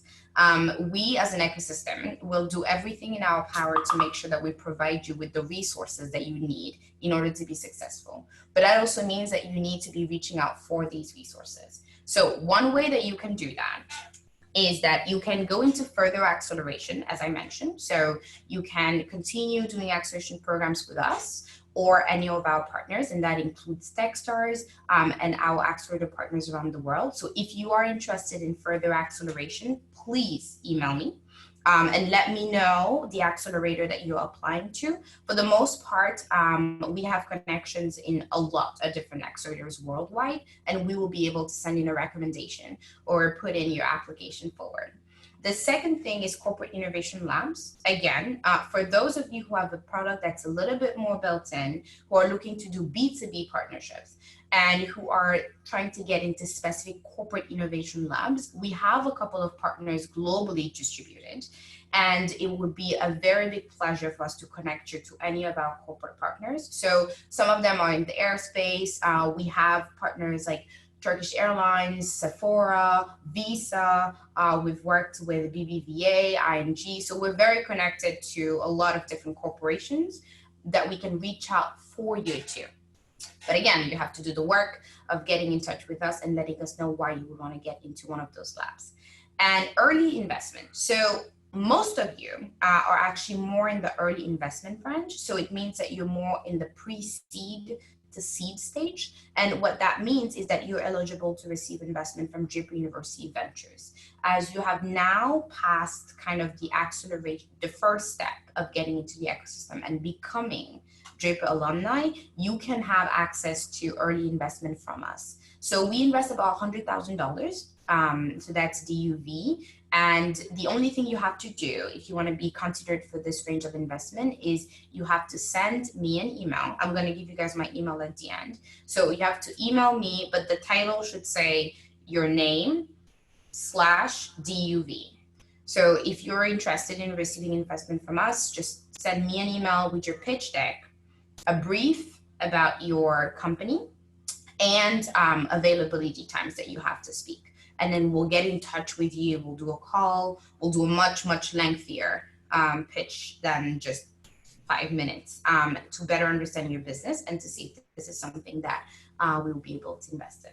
And then lastly, you should, at this stage, kind of go into pitch competitions as much as you can, get your idea out there. Don't be afraid of sharing what you're doing.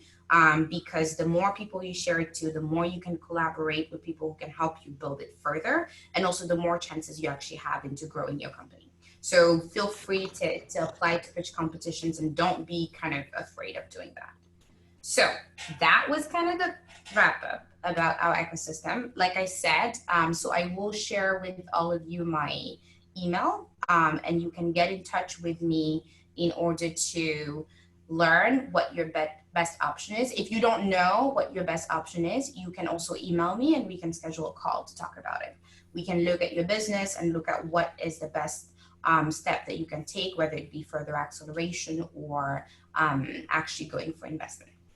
If you have any questions about all the information I just threw at you guys, feel free to email me. So my email is mareme@draperuniversity.com. So you can put it in chat as well. Oh, yes. So I'll also put it in the chat. So feel free to reach out to me. Oh yeah, Fatih already did. Thank you, Fatih. And we have the winners. Very exciting. Tim, you're muted. Where did Tim go? I'm here. Oh, okay. I can see you now. Yeah. Okay, terrific. Hey, this was really good. The quality of our deal, of the companies that come through here, is getting higher and higher. We were very excited to see all of you. And we know there were probably 85 or 90 other pitches that we probably should have heard and could have heard. And know this, that sometimes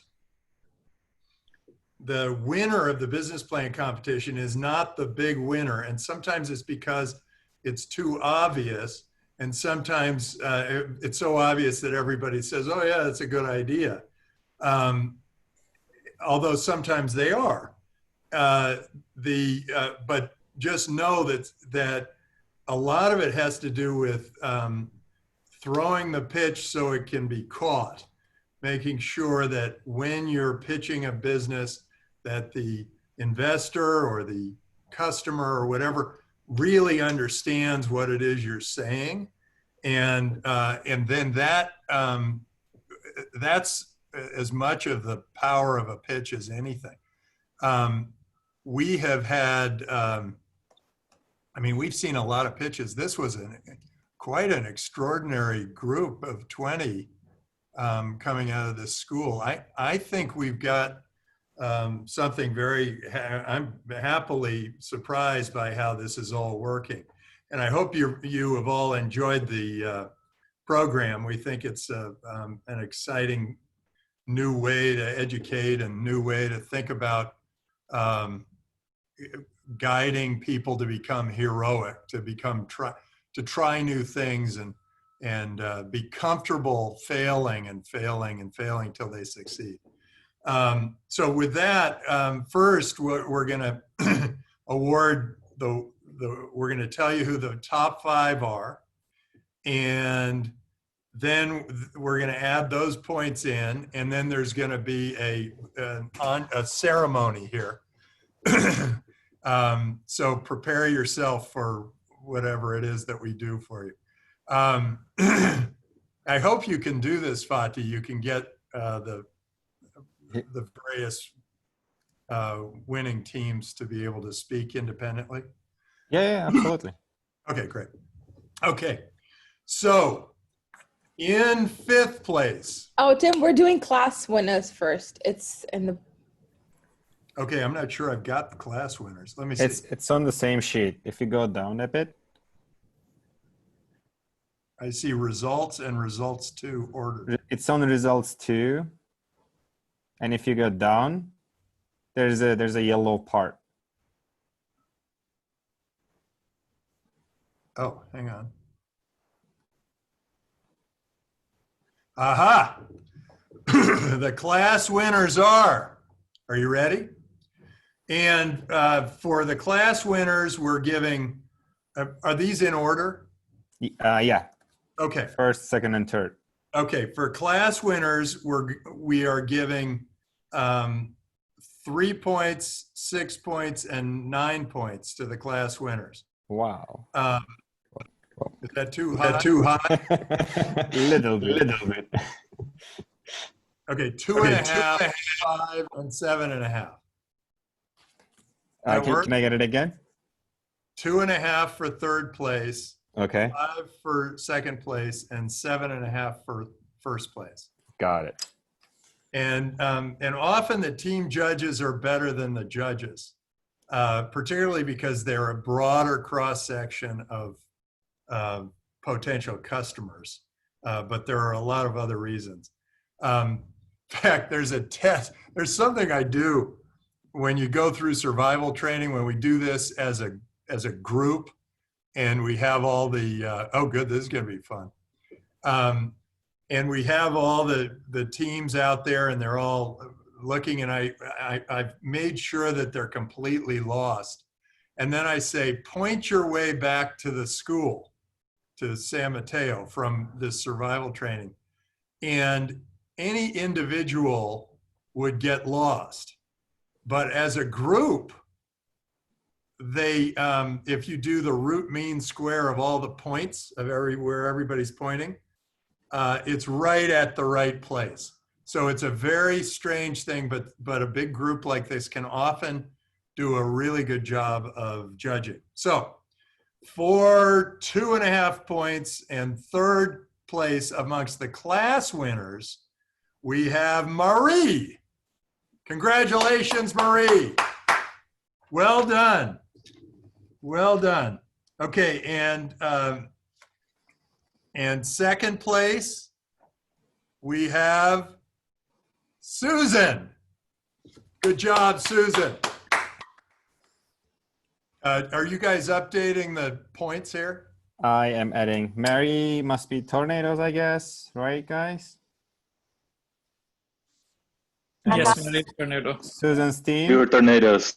And I'm tornado too. Susan. Wow. Okay. So Tornadoes just got a big boost. Exactly. And first place, we have Oscar for 7.5 points. What is Oscar? Oh, Angels. Angels just jumped way up to the top, tied for the top. Woo! All right, good job, Angels. Okay, and now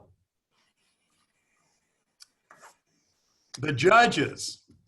And the judges' point totals, for fifth place, we have, we give out 4 points. For fourth place, we give out 6 points. For third place, we give out 8 points. Second place, we give out 10 points. And first place, we give out 15 points. Wow, I see that this is a little point inflation. I realize the scores of these are not, they're kind of overdoing it for the number of points we've given away. But hey, it's a startup. It doesn't always work.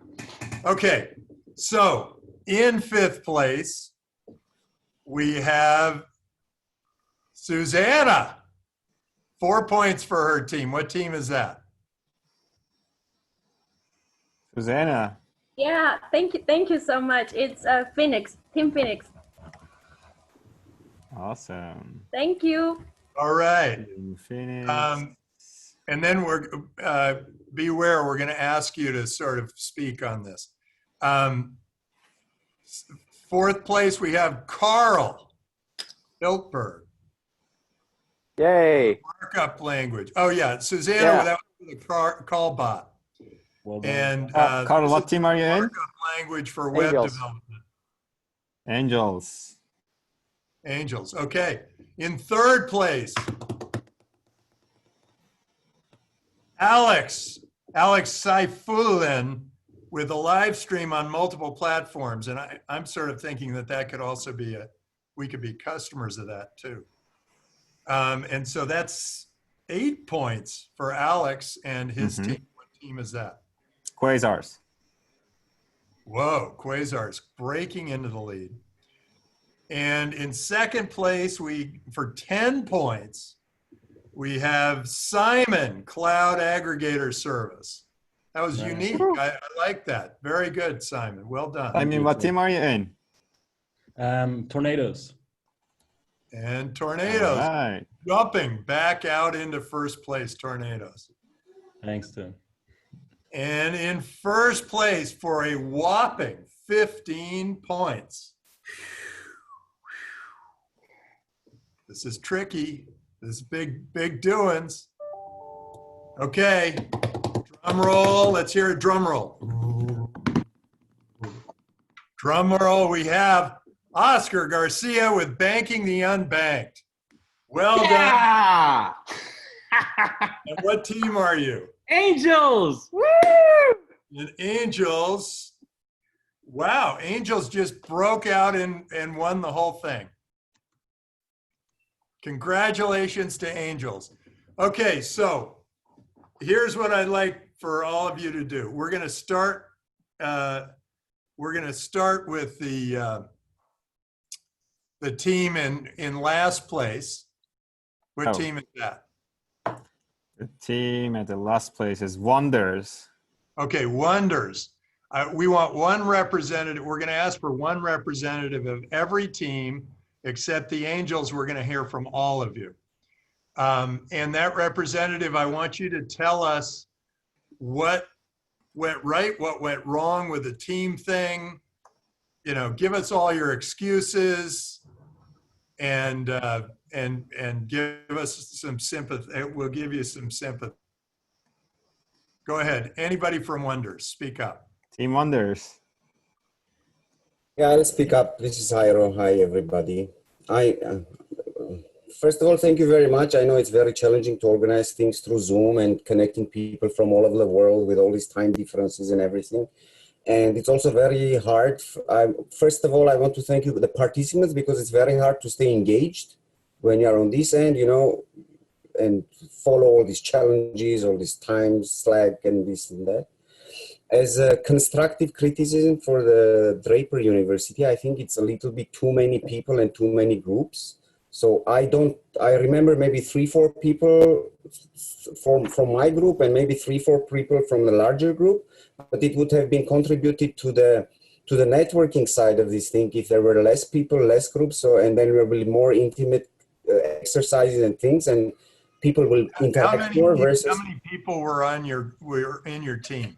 I think it was 7. I don't mean the number of teams, people in the team. I mean, generally, 110 people is very hard to get to know in 2 weeks. But I don't know anybody from other teams except people were presenting. You know, I think if it was a smaller group of 50, 40, then we would make a much stronger connections with each other. And maybe You're saying we should break this into a couple of different pods. That's yes, exactly. Yeah. And and then I forgot. Okay. Thank you very much, Wonders. Who's up next? Up next, we have Supernovas at 13th position. Look at me. Hi, y'all. I'll represent from Supernovas. So I just give back feedback. I thought the program was awesome. I salute you guys in doing this via Zoom. If there's a way where there could be like a Draper app so we can network with one another more. I mean, Slack kind of acts like that. Honestly, it's really hard to do these things online. That's why I'm really looking forward to the March program. But for how many participants were here and for the amount of information you guys gave, I really commend you guys. Fatih replied to all my questions on Slack really quickly. My team were amazing. Takiro is based in Tokyo. And so he's like part of the people that does this at 11 p.m. So I had a blast. I don't know why we scored so low. I guess maybe we would have been more interactive and vibrant if it was in person. So I look forward to seeing you all in San Mateo.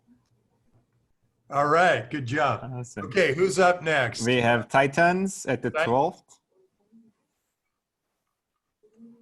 Titans. Pedro. Volunteer from Titans to be the valedictorian here. We have Pedro here if he wants to talk from Titans. Anyone from Titans? Hi. So yeah, Who's that? we have Alexander as well. Yeah.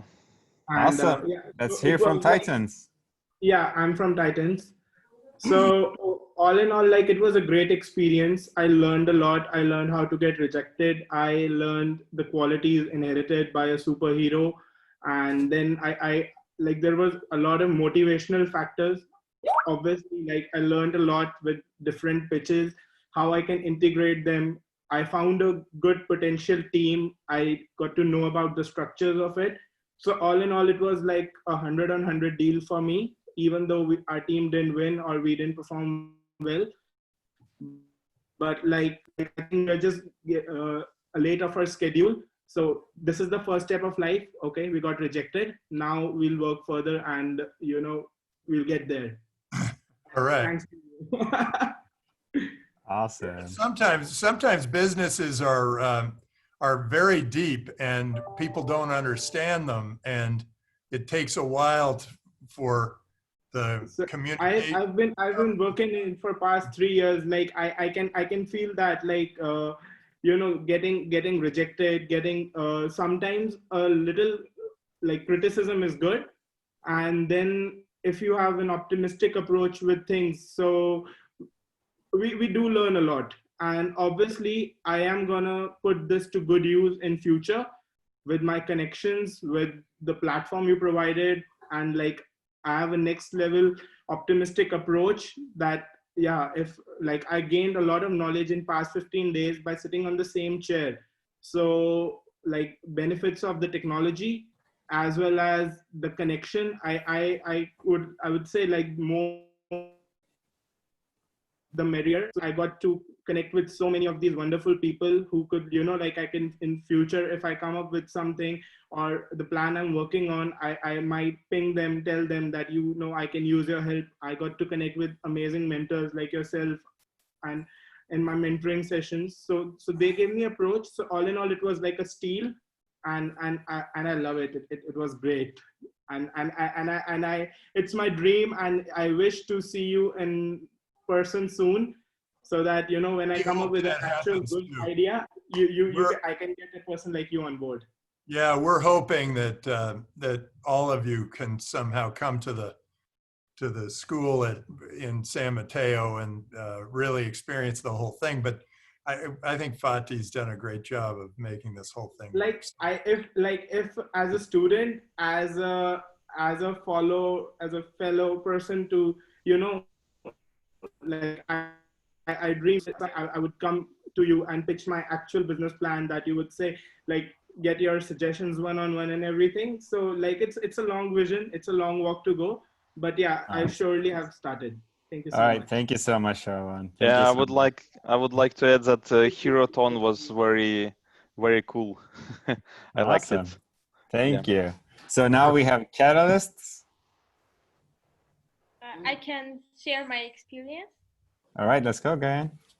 Yes, thank you, Draper team. I had a great experience with Draper team, and this was really amazing. Especially, I worked with great minds like my team, Horacio, Mike, Jackson, and especially Heroton makes me believe that if I believe in my superpowers, I can create a great product even in one day.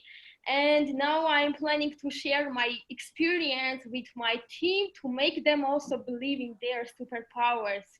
Thank you for great motivation and huge experience and knowledge that you share with us. Thank you for these 2 weeks. Terrific. Thank you. This is great. We're very happy that we're somehow able to do this remotely, and we're going to keep improving it so that it feels like you're all, closer and closer together. Hey, an idea, Fatih, that we might do is, I don't know if we have the staff to do it, but there could be an alumni Zoom call that happens once a week, once a month, something like that, where people can get back together and get on the Zoom call, and then there can be some continuity. So Tim, we're doing monthly Zoom calls. Andy actually just did one last week for our alumni. Oh, you guys are so far ahead of me. That would be a very great idea. That's going to be something I would call it to be a steal. Yeah, so we do a monthly alumni calls. We'll add all of you guys to our alumni group on Facebook. And then we'll also send you our monthly newsletter that has all the information on upcoming calls and everything. There might be an idea, though, Azra, to have a smaller, like just this class, and they can kind of monthly get together for an hour and just shoot the breeze about their business and what problems they're having and all that sort of thing. And some of them won't go, but some will, and I think they'll get a lot out of it. I have a group of people that I talk to about once a week, and it helps, particularly when it just adds up to the exposure. Everything counts on the exposure, so it's definitely going to add up to the exposure. And then it's a continuity. Then we're still with them forever. Okay, next group, Fatih. Aliens. Now we have aliens. Hello, guys. And Phoenix. Could you hear me? Yeah, we can hear you. Basically, we could have like a lot of excuses, but the reality is we needed more commitment. But the truth is we make very good friends in the process. I really like my team. We also create a different chat and talk a lot. We are very good friends now. So we enjoy a lot of the experience, and we are looking out for new challenges. Thank you. Terrific. All right. Okay, now we next have group. Phoenix. Yeah, I can start with Phoenix. And we have Blizzards after Phoenix. Go ahead, Dennis. My name is Dennis Eriksson, and we happen to be 3 people, but we still was thriving and had good teamwork and had a very good experience. There were only 3 of you? Everybody else dropped off? Yeah, but we did the best of the situation, and we ended up doing a pretty interesting Heroton together, which is Yeah, we work together as a good team. 3 people. Ooh, ooh, Fatih, we probably should have divided by the number of. Oh, they're technically 9. Okay. Well, good. I'm glad 3 of you at least stuck it out. Thank you, Dennis. And this is also the second time. So I love the program, and I hope Right, more I saw people. you the last time. Yeah. Awesome. Now we have Blizzards, and then we'll have Trailblazers. Hi, it's Anyone from Blizzards? Yeah. Yeah, it's Billy from Team Blizzards. Can you hear me? Yep, Yeah. we can hear you, Billy. Okay, yeah, thank you all so much. I think when it comes to education and the idea behind Draper University, we're extremely grateful for this program in general and all the hard work that goes behind it. So thank you very much. Our team size, we feel like if the team sizes were around 6, you could be nimble and you could be more effective, perhaps. I thought the most valuable of the training was the hands-on. Anytime we could get in front of mentors, or if there was actually a hands-on process of your valuation or your prototype, those things were extremely valuable to people in a sort of a startup accelerator mode. So that was really great. And, our team, we came together and worked together really well.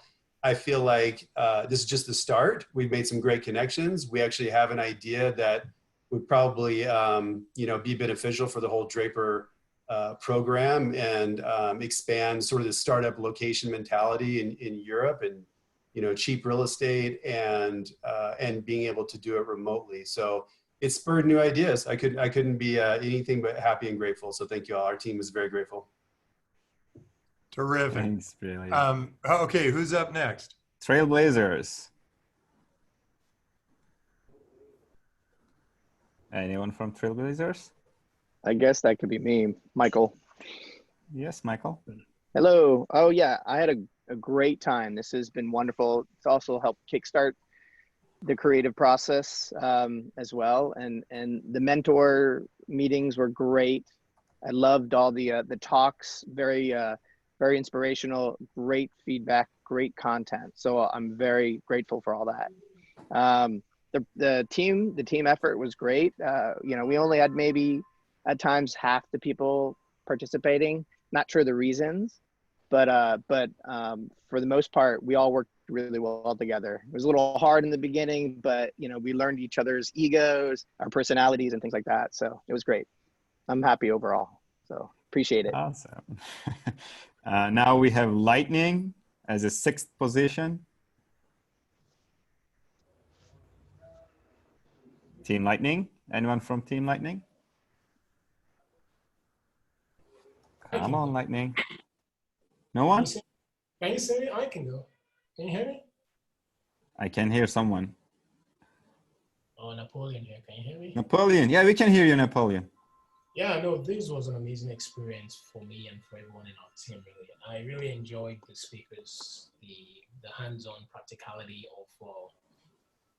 of what they taught and how it's going to be with me for basically the rest of my life, right? So even if the funding doesn't pan out, I've learned so much here that I can't even put a dollar value on, for 2 weeks. So that's just, and my teammates were great, all of them were amazing. And it was good meeting people from all over the world. So good efforts from everybody, and really appreciate what Draper has done for this. Awesome. Thank you. Now we have Lanterns for the 5th position. Hi there, I'm Paris Nispa. This has been an incredible experience. Our team came together, obviously from all different walks of life, different time zones, and we were able to group together and bring our best foots forward, and we saw our own limitations as well.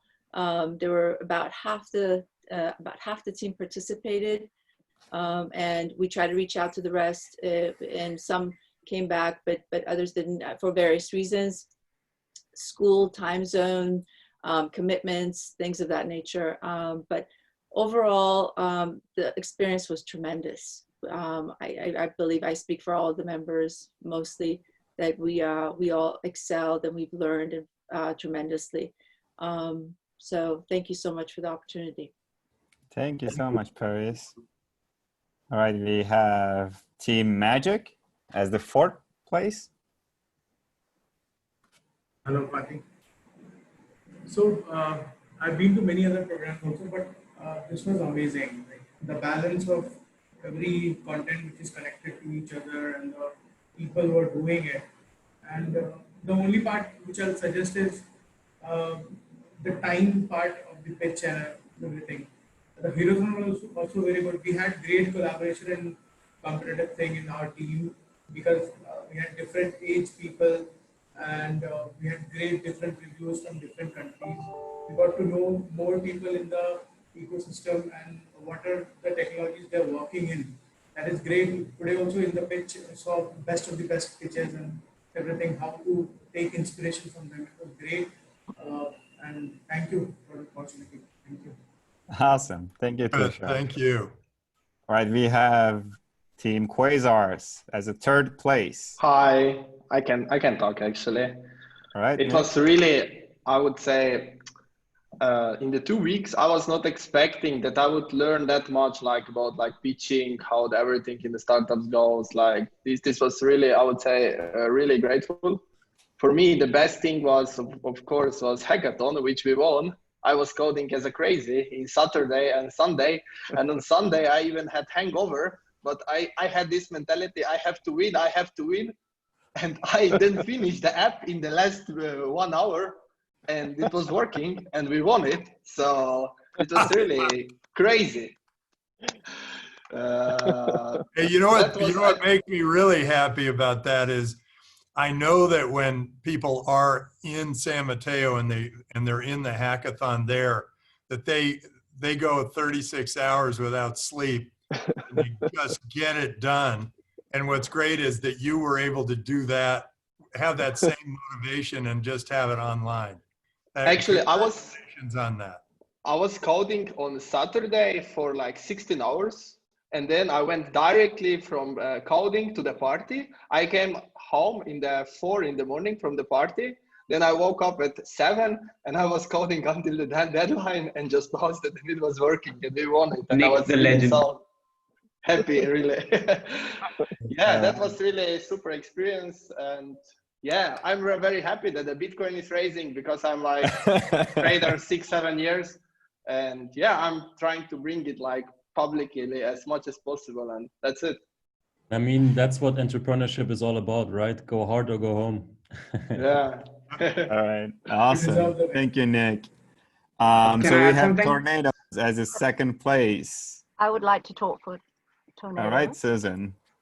Hi, thank you. First of all, I just want to say thank you so much. I think for me and all the team for Tornadoes, it was an extraordinary experience. But I'm going to say that we had our issues and we had our challenges. So I'm going to take from the pledge, the Draper superhero pledge, that, you know, I'll fail and fail, or we fail and fail until we succeed. So that pertains to us working together and collaborating, which was very challenging. And then I'm going to say, obviously, you know, to have fun. And I think that here we are second place. Never thought that we actually get to the second place. For a split second, we're number one.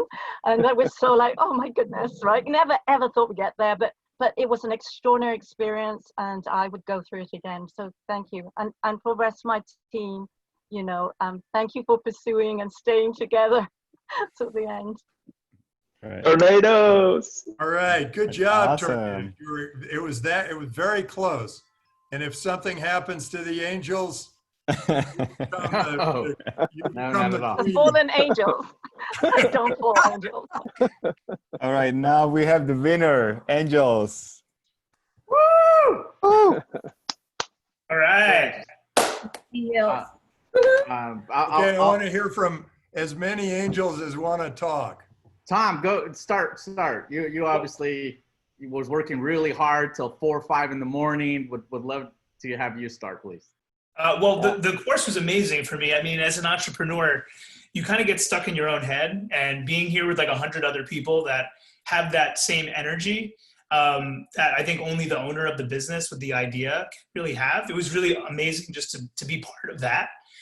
And being in the class like really helped crystallize a lot of ideas and philosophies that I feel like deep down that I had, but I couldn't necessarily put my finger on it. So I want to thank Tim and everybody, you know, at Draper University. This was really awesome for me. And working with the angels, of course. I mean, our team, like we met each other in a room and had 10 minutes to come up with a business, and we did it, and we made it to the top, guys. So congratulations. It was awesome. Awesome. Carl, you want to say anything? Yeah, Claudia? I want to thank Fadi as well. Seems like we always work 24/7 for the last 2 weeks. I want to say the same thing. It's really, as Simon said, go hard or go home, and you've really been there at every moment with answering every question and helping everyone out. So kudos to that, and also to the Angels team.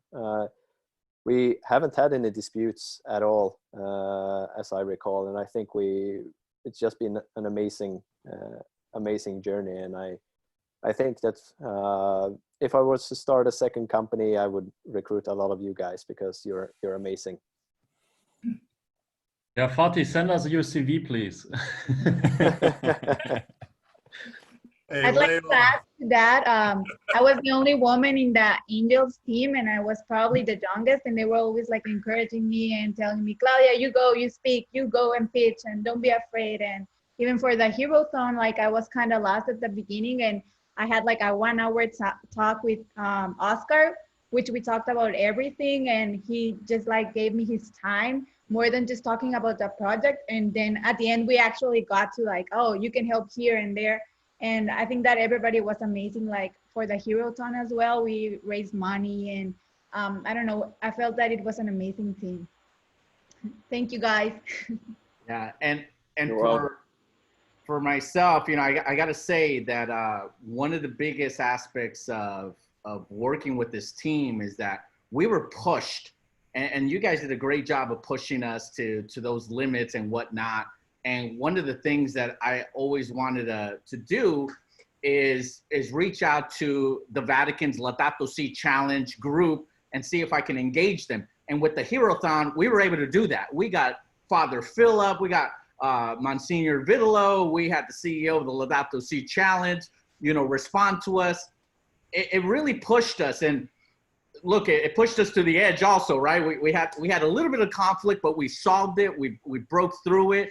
I think Fawn said something really interesting. He said, this is a real team because we're arguing there. You see it on the Slack channel. We're not really arguing. We're just debating best practices, right? And at the end, at 5 o'clock in the morning, your brain is floating, but you keep on going. I ended up taking a 2-hour nap, waking up and finishing off the deck. But again, great team, great challenges. I was involved in another accelerated program in Miami, New York, and I was telling Fatih that this had the balance, this had the breakout rooms, this had a lot of the stuff that was missing in other accelerators. So kudos to Draper University for really putting this on.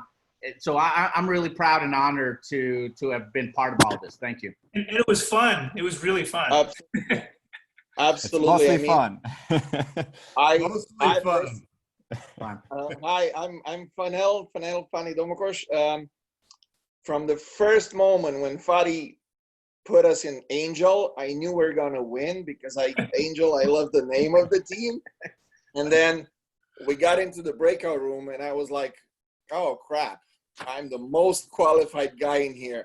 But then I realized and I remember myself, wait a second, I've been an idiot all of my life. And idiot, not with the meaning of what they are talking about, idiot, but the fact that I was able to come with ideas into certain directions to make it better. And even though I would consider myself the lowest, the weakest chain in the link, we won. I mean, we made it. And yeah, I mean, to me, up to this point, it was the best investment that I've made in my life. Dude, we love you, man. We love you. Yeah. Oh, we like that. Hey, don't doubt yourself, man. The thing is, I've been approved to come into the spring to Draper U, and then the whole craziness, the whole world blew up. Yeah. And all my ideas were kind of physical and involving people and like one-to-one connection. And when I couldn't be part of the first program, but I'm happy because I was the part of the better program, the second one. And I was like, okay, crap, I got to come up with an idea. Okay, let's go with the idea. I recycled an idea and I made it as an investment for myself. That's why I was not involved in like the individual challenges, but I'm really happy that I was part of this team. We are happy you were part of it as well. Thank you. Good job. Well, congratulations to Angels, and you'll be represented on, I mean, we got to do this for the online school too. In I will. San Mateo, we're going to do online plaques for the winners. Anybody who was on the winning team, great. And if you're top 5, I want you to send me your business plan. And if you have a business plan, if you are the rest of the group, bottom 95, I want you to work on why your business plan wasn't top 5 and then send it to me. So take 3 months before you think about it and then send it to me. That would be great. So I'm tim@draper.vc. That's my only email address. Well, you can, there's another one, but it's the same. It all comes to the same place. So take that down. We're happy to hear from you whenever we hear from you, but I really just want to hear from you when it's a business plan. I don't, the life story I'd love to hear, but I don't think I have time for everybody's life story. So with that, I'm so excited and proud to announce the graduation of the second version of our online program that you guys are now all graduates. Congratulations. We feel that we've brought more heroes into the world. The world needs more heroes. And we think that that is something that can drive you to a much more interesting and better life. It'll be a harder life. Just know that what we've guided you toward is a harder life, but it's also a life that you are going to love. And you're going to be able to, when you're my age, you're going to be able to look back. I don't know, some of you may be my age, but you're going to be able to look back at some of the things that you've done. And it was the hardest things that ended up being the most valuable things that you've done with your life. So I look back on my life and I say, wow, those were really interesting things. And it was the ones that I was failing at and failing and just stuck with it. Those were the ones that were the most valuable to me. And that's what meant the most. And I think it's where the most impact came. So we think that the goal of this school is to go through a little mental transformation, because schooling everywhere else is like just memorization and tell me everything back and don't make any mistakes and all that. We want a school that makes mistakes. We want a school that encourages you to go ahead and go, hey, I wonder what'll happen if I like spill these nuts. Oh yeah, they spill. I want to know what the world's going to look like if I try this thing that might have a very low probability of success, but might really make a big impact on the world longer term. So I want you, I hope that you come away from this program thinking, I now can be that hero. I can be that person who leads people to a new place, because boy, do we need it now. We've got this virus. We've got all these politicians who are loving their power.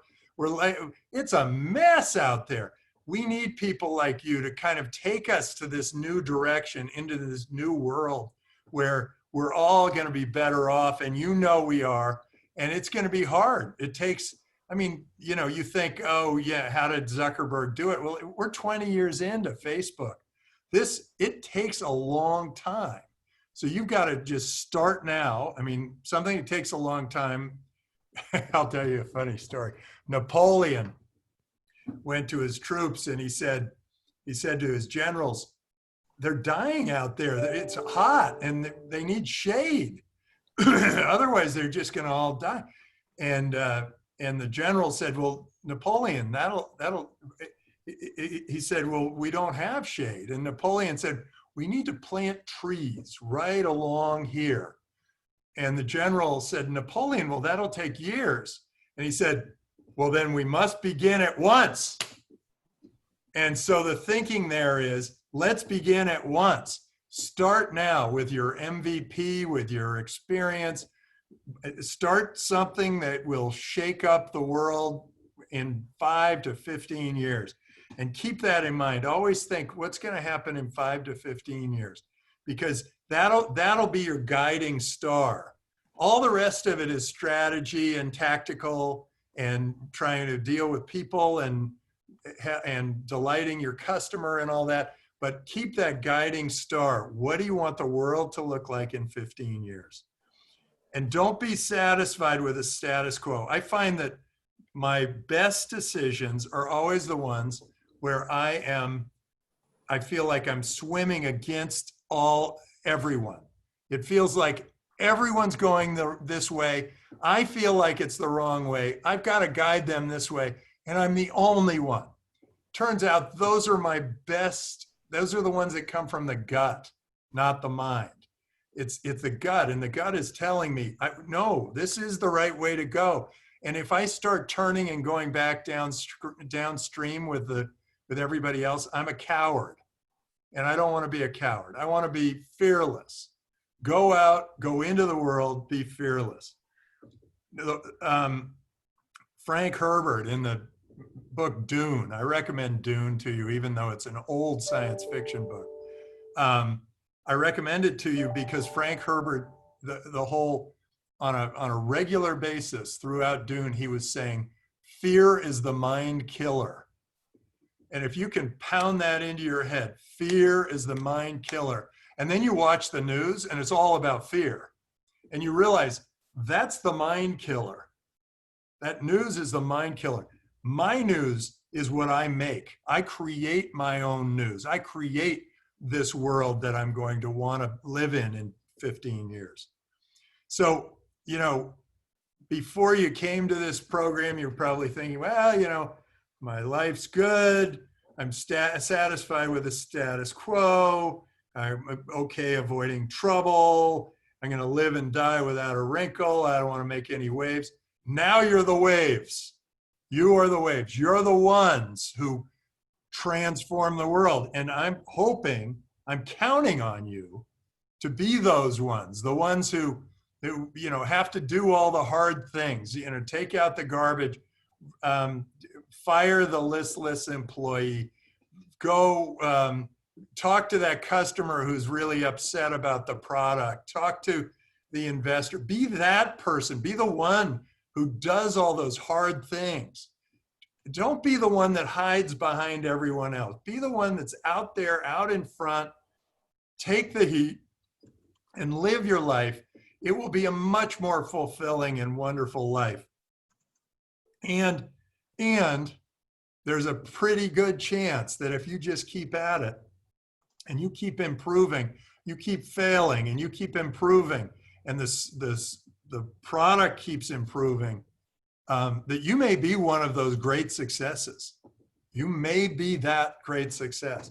I talked to Vivek Ranadive. I don't know if I told you this story, but Vivek, now he owns the Sacramento Kings, and he was a huge success. He built this great company, and all he said was, all I do is improve the experience for the customer over and over and over. Every day I wake up, how do I improve the experience for the customer? And that was the attitude that made him this enormous success, great, exciting, very dynamic and energetic,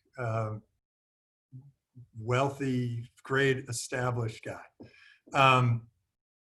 And I think all of you have something special in you, or you wouldn't have thought to join this group. You have something. It's a spirit. It's a passion. There's something inside you that's sort of bubbling up and you know that you've got to do something. You know that there's something for you that you've got to do. And taking the typical path may not be that for you. Something's different. You know, I found that every time I filled out a form, I felt like I was the exception. Like, no, I don't want to be this. It's better to sort of be that independent individual that can really think for themselves. And that's, if I encourage you to do anything, particularly at a time like this when everybody's an automaton and wearing these horrible masks. I'll put it on just so you can see. It's superheroes. I look and I think, it dirty looks if you're not wearing it. And you get this feeling like, oh, we're all supposed to be back in a box, and we're not supposed to travel. We're not supposed to see the world. We're not supposed to explore and generate life and be a part of this amazing, amazing world.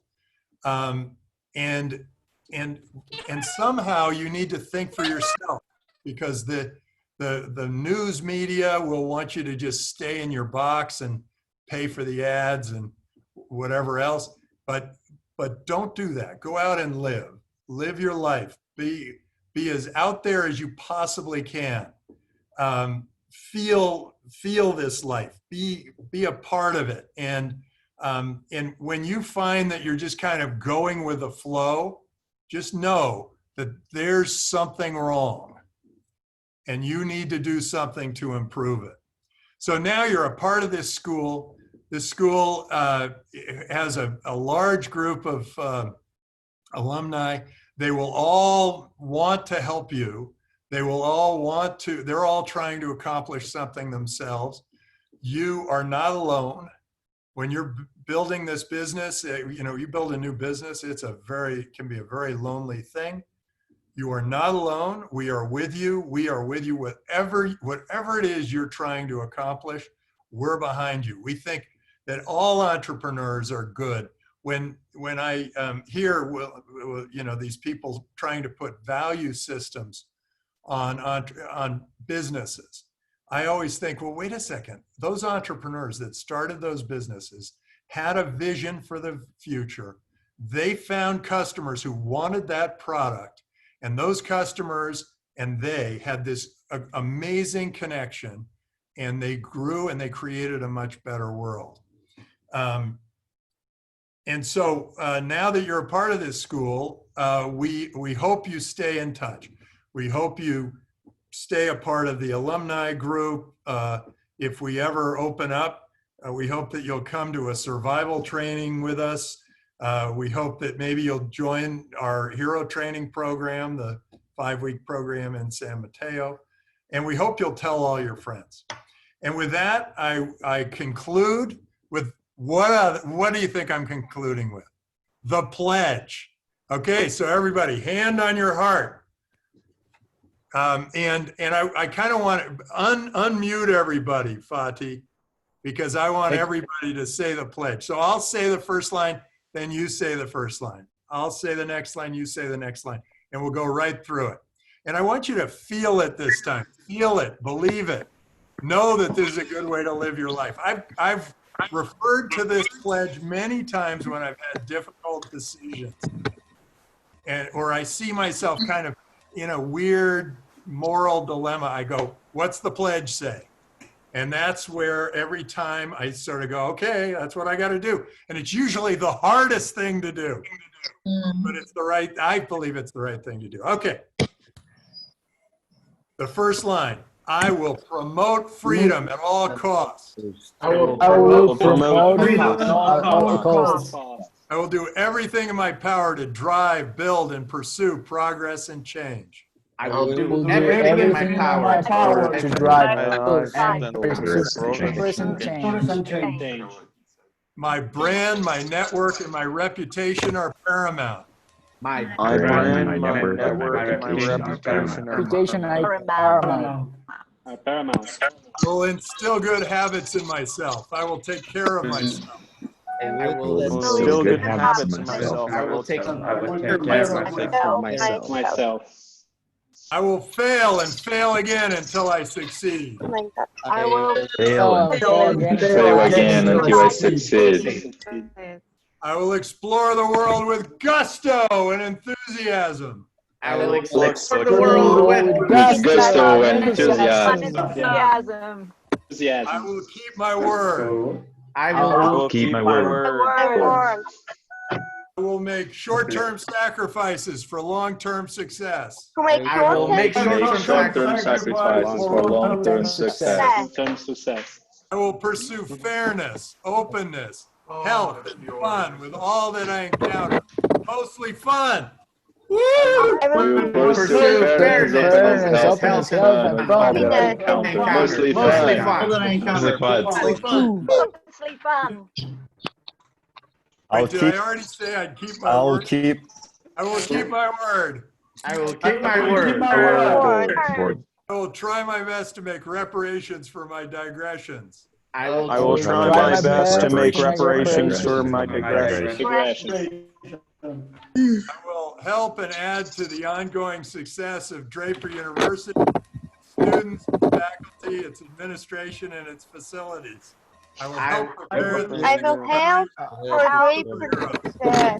And add to the ongoing help out success Draper of University. I will hone my sorry. Still going. I will hone my superpowers and apply those superpowers to the good of the universes. I will hone my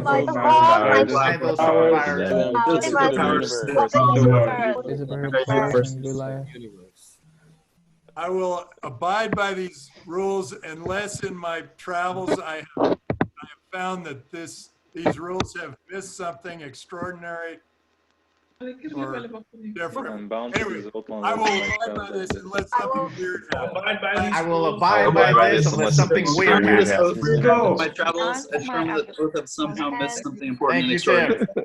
Yep, what do you say? Fati, I think I missed a few. What did I miss? I think so too. I will set positive examples. I will take care of myself. I will take care of myself. Take care of myself. Yeah. Anything else, Fati? I will set positive examples. I will set positive Short-term I will sacrifices for set long-term positive success. examples for others to emulate.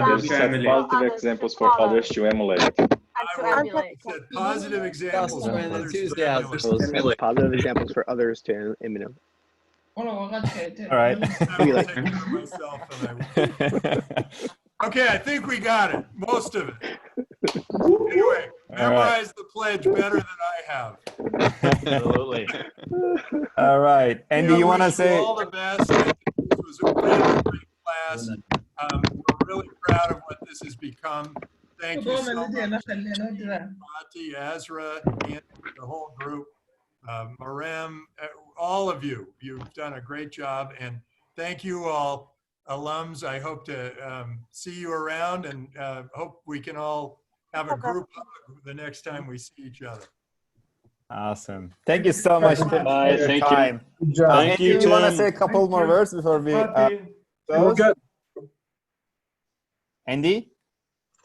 Yeah, congratulations, everyone. I'm really proud of your work. It's not easy, but I think you're trailblazers and you're going to do awesome things. Keep us posted. Like Tim mentioned, business plan, business ideas, keep us posted and keep the university posted of. And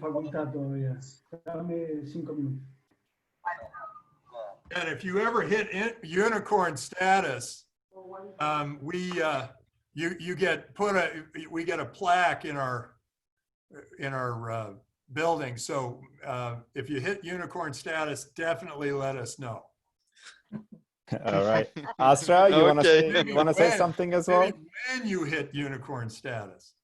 No, just be awesome and be the best version of yourself. That's it. Awesome. All right. Thank you so much, everyone. Couple of notes. I'll be sharing certificates for this course with you guys in 24 hours. And we will share feedback for every pitch submitted for this demo day. So you're going to get feedback. and our Slack is gonna be open for another 24 hours, and then we will reset for the next program. So if you have anything that you need to take backup, any message, any file, please take those in next 24 hours. And I'll be moving you guys to our alumni group, which we have over 1,000 people there. So you guys are gonna be a part of a bigger group and family. All right. That being said, that was all. It was great. I think. Thank you, Fatih. Fatih is my hero. Thank you, Fatih is my. Bye, Fatih. Fatih is real good. Thank you so much. Thank you, Tim. Fatih the MVP. What we think about the Bitcoin time? Thank you, everyone. Bye. All right. Bye-bye. Fatih real MVP. Bye. Thank you. Thank you so much. Bye. Bye-bye. Thank you, everyone. You were great. Thank you. Bye. Thank you so much. Thank you. Thank you. Bye-bye. Shana. Bye. Bye. Bye. All right. Thanks, everyone. Thank you, Fatih. Bye-bye.